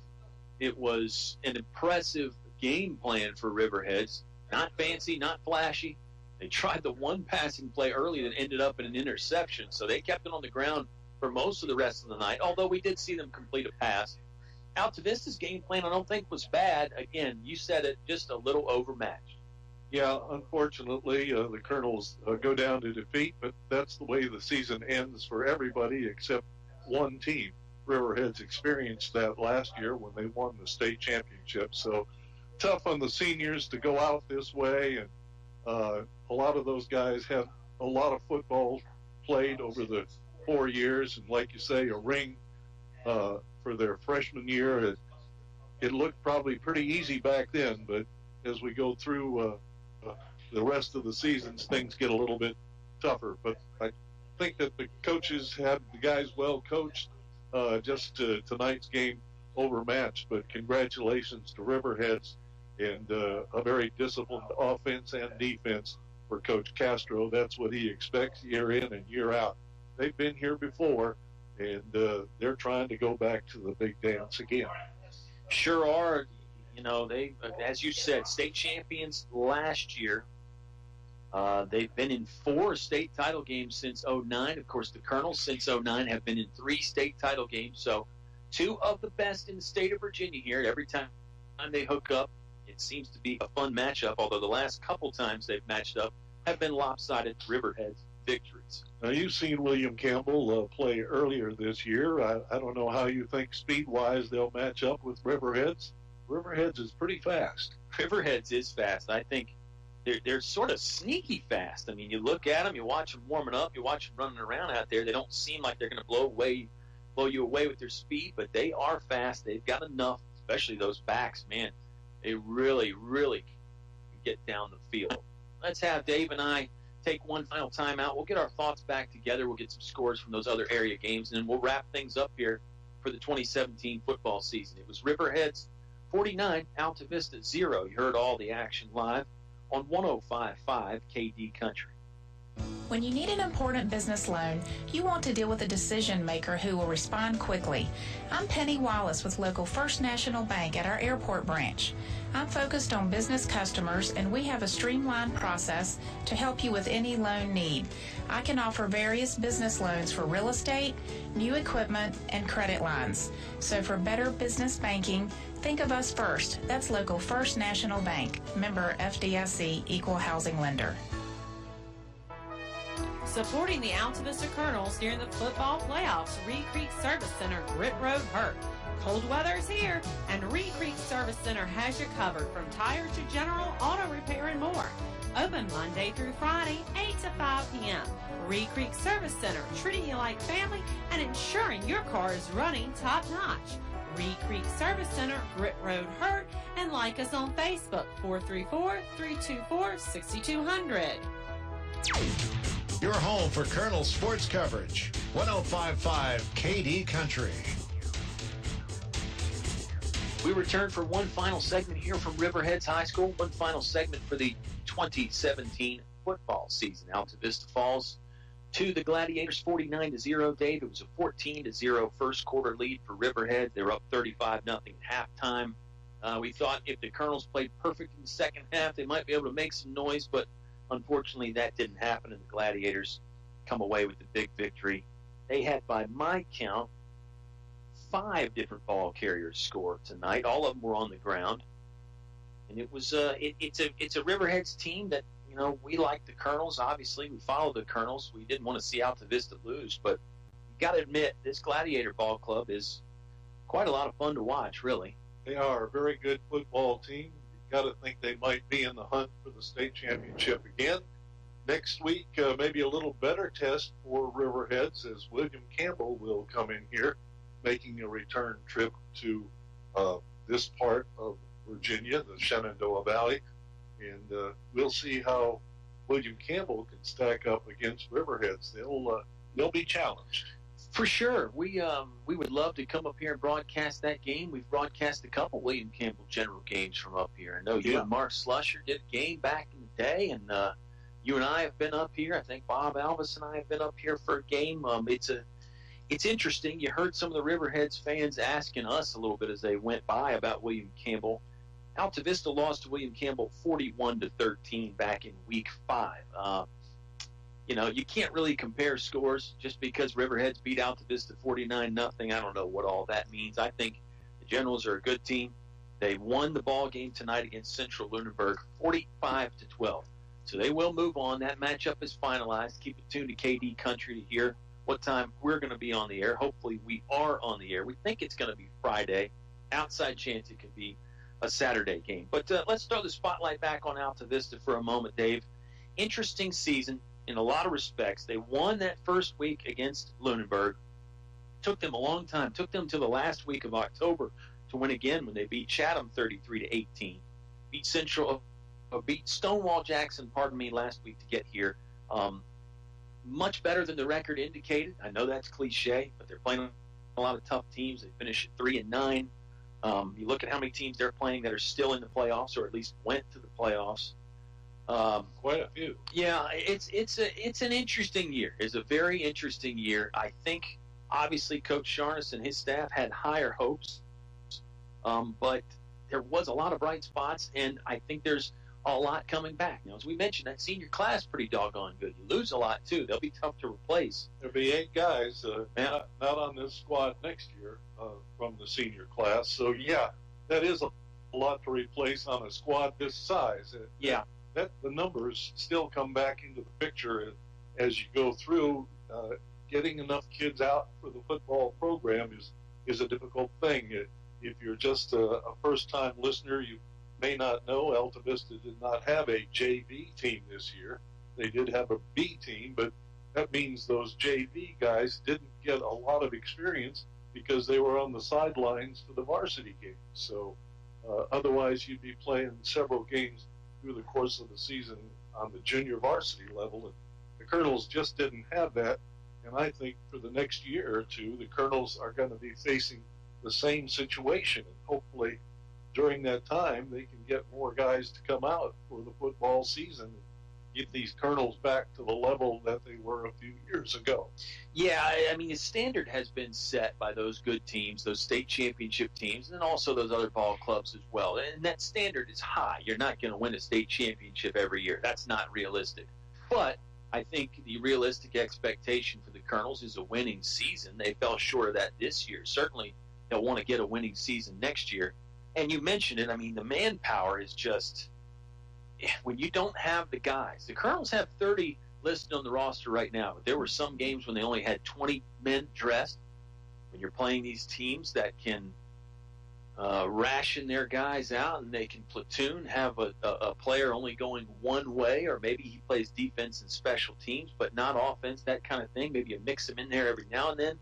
That helps. The Colonels, for the most part, the bulk of their players were on the field the entire game, playing offense, defense, and special teams. And we're rambling a bit here, but it's the last game of the season, so why not talk some? It was a Riverheads 49-0 win, and I don't know what other final thoughts you have. I've got some scores here if you want some time to collect those thoughts, maybe. Yeah, you got to give the Colonels A for effort. our Colonels battled well tonight and all through the season against oftentimes 2A and 3A football teams. So hats off to the coaches and the Colonels. And I guess other than maybe next week, we'll turn our attention to basketball, which starts later this month, right after Thanksgiving. Yeah, basketball will be here before you know it. Game 1 scheduled for November 28th. Of course, if you're any kind of a basketball fan, you know that those schedules are always subject to change because some teams get out late for football, and then you get the weather in there as well. So we'll keep you updated. Remember, it's always a good idea to follow us on all your social media platforms to stay up to date on the info. EC Glass is still locked in a big-time battle with Blacksburg. It's 7-6 after 3 quarters up there. I already mentioned that William Campbell beat Central Lunenburg. They'll travel to face Riverheads here next week in a Region B final game. Stanton River is beating up on Northside 51-27. Appomattox is going to get the win over Giles 45-7. I think they're in the late stages of the fourth quarter there. And Brookville in a battle with Monticello. They trail 15-12. So one Campbell County team lost tonight, one Campbell County team won, and one Campbell County team still with their destiny up for grabs as the Bees are trying to beat Monticello. Heritage, I believe, held on to beat Spotswood. And I think that's all the area teams that are playing, Dave. And I think that's 7 teams out of the Lynchburg region that are in the playoffs. Unfortunately, like you say, Altavista will say goodbye to the season, but several others still fight on. Well, we're going to wrap things up here. We would like to thank everybody that was a part of our broadcast all year. Katie, Eleanor, Elizabeth, all the technical and spiritual staff back there at home base at KD Country. Mike Sharness, who is so gracious with his time in the pregame show. Probably need to thank our friends, the administration at Altavista High School, Ty Gafford, Dean Hubbard. Need to thank the Colonel Club President, Lee Stinnett, all those people like that help us out. And, of course, got to thank, again, our good buddy Dennis Jarvis for being with us for most of the year. Troy Harris jumped in there for a ball game, and that was a lot of fun. Coach Harris did a good job. Of course, we'll get to hear him on those basketball broadcasts. And thank you, Dave. Of course, you're welcome anytime. I'm sure I'll enlist you into service during basketball season at some point, and hopefully we're talking to you next Friday. William Campbell will be up here at Riverheads. We would like to carry that game. Does it pay the same? Yeah, it pays 0. 100% pay increase next week, actually. Oh, boy. That's 100%. Anyway, I'm not good at math, so let's just stop there. We also need to thank these wonderful sponsors. They make it all possible, really, and hopefully you can thank them, or better yet, just give them some of your business. Feller Chevrolet, now offering a 10-year, 100,000-mile powertrain warranty. The First National Bank, helping you bring home more bacon. English is your complete home center, now offering a complete line of Carhartt clothing for men and women. David W. Shreve, life happens. Turn to an experienced attorney at law, David Shreve. Napa Auto Parts, find your Napa know-how on Main Street in Altavista. Altavista Oncology, Medical Massage Therapy. It's all about you, reducing stress and pain. El Cazador, Altavista's original Mexican restaurant. See them for daily lunch specials. PCM Industrial Services, now with mobile welding and repair service. The Altavista Office of Economic Development. We invite you to come find one of a kind. Finch & Finch Funeral and Cremation Service, a family serving families since 1905. Reed Creek Service Center, Grit Road in Hurt. They'll treat you like family. They're available for all your general automotive repairs. Lori Watkins, State Farm. Lori and her team can help you win just like the Colonels. Call her today. D.L. Bryant Heating and Cooling. Call Donnie 841-1580. That's 841-1580. A special thanks to the Tuscan Italian Grill for being our halftime show sponsor this season. I think that's going to wrap it up for us from Riverheads High School. The Gladiators win it 49-0. Colonel's season comes to a close at 3-9. For Dave Hoehne, I'm Kyle Hoehne. Talk to you again soon. Meanwhile, enjoy the real country music on 105.5 KD Country.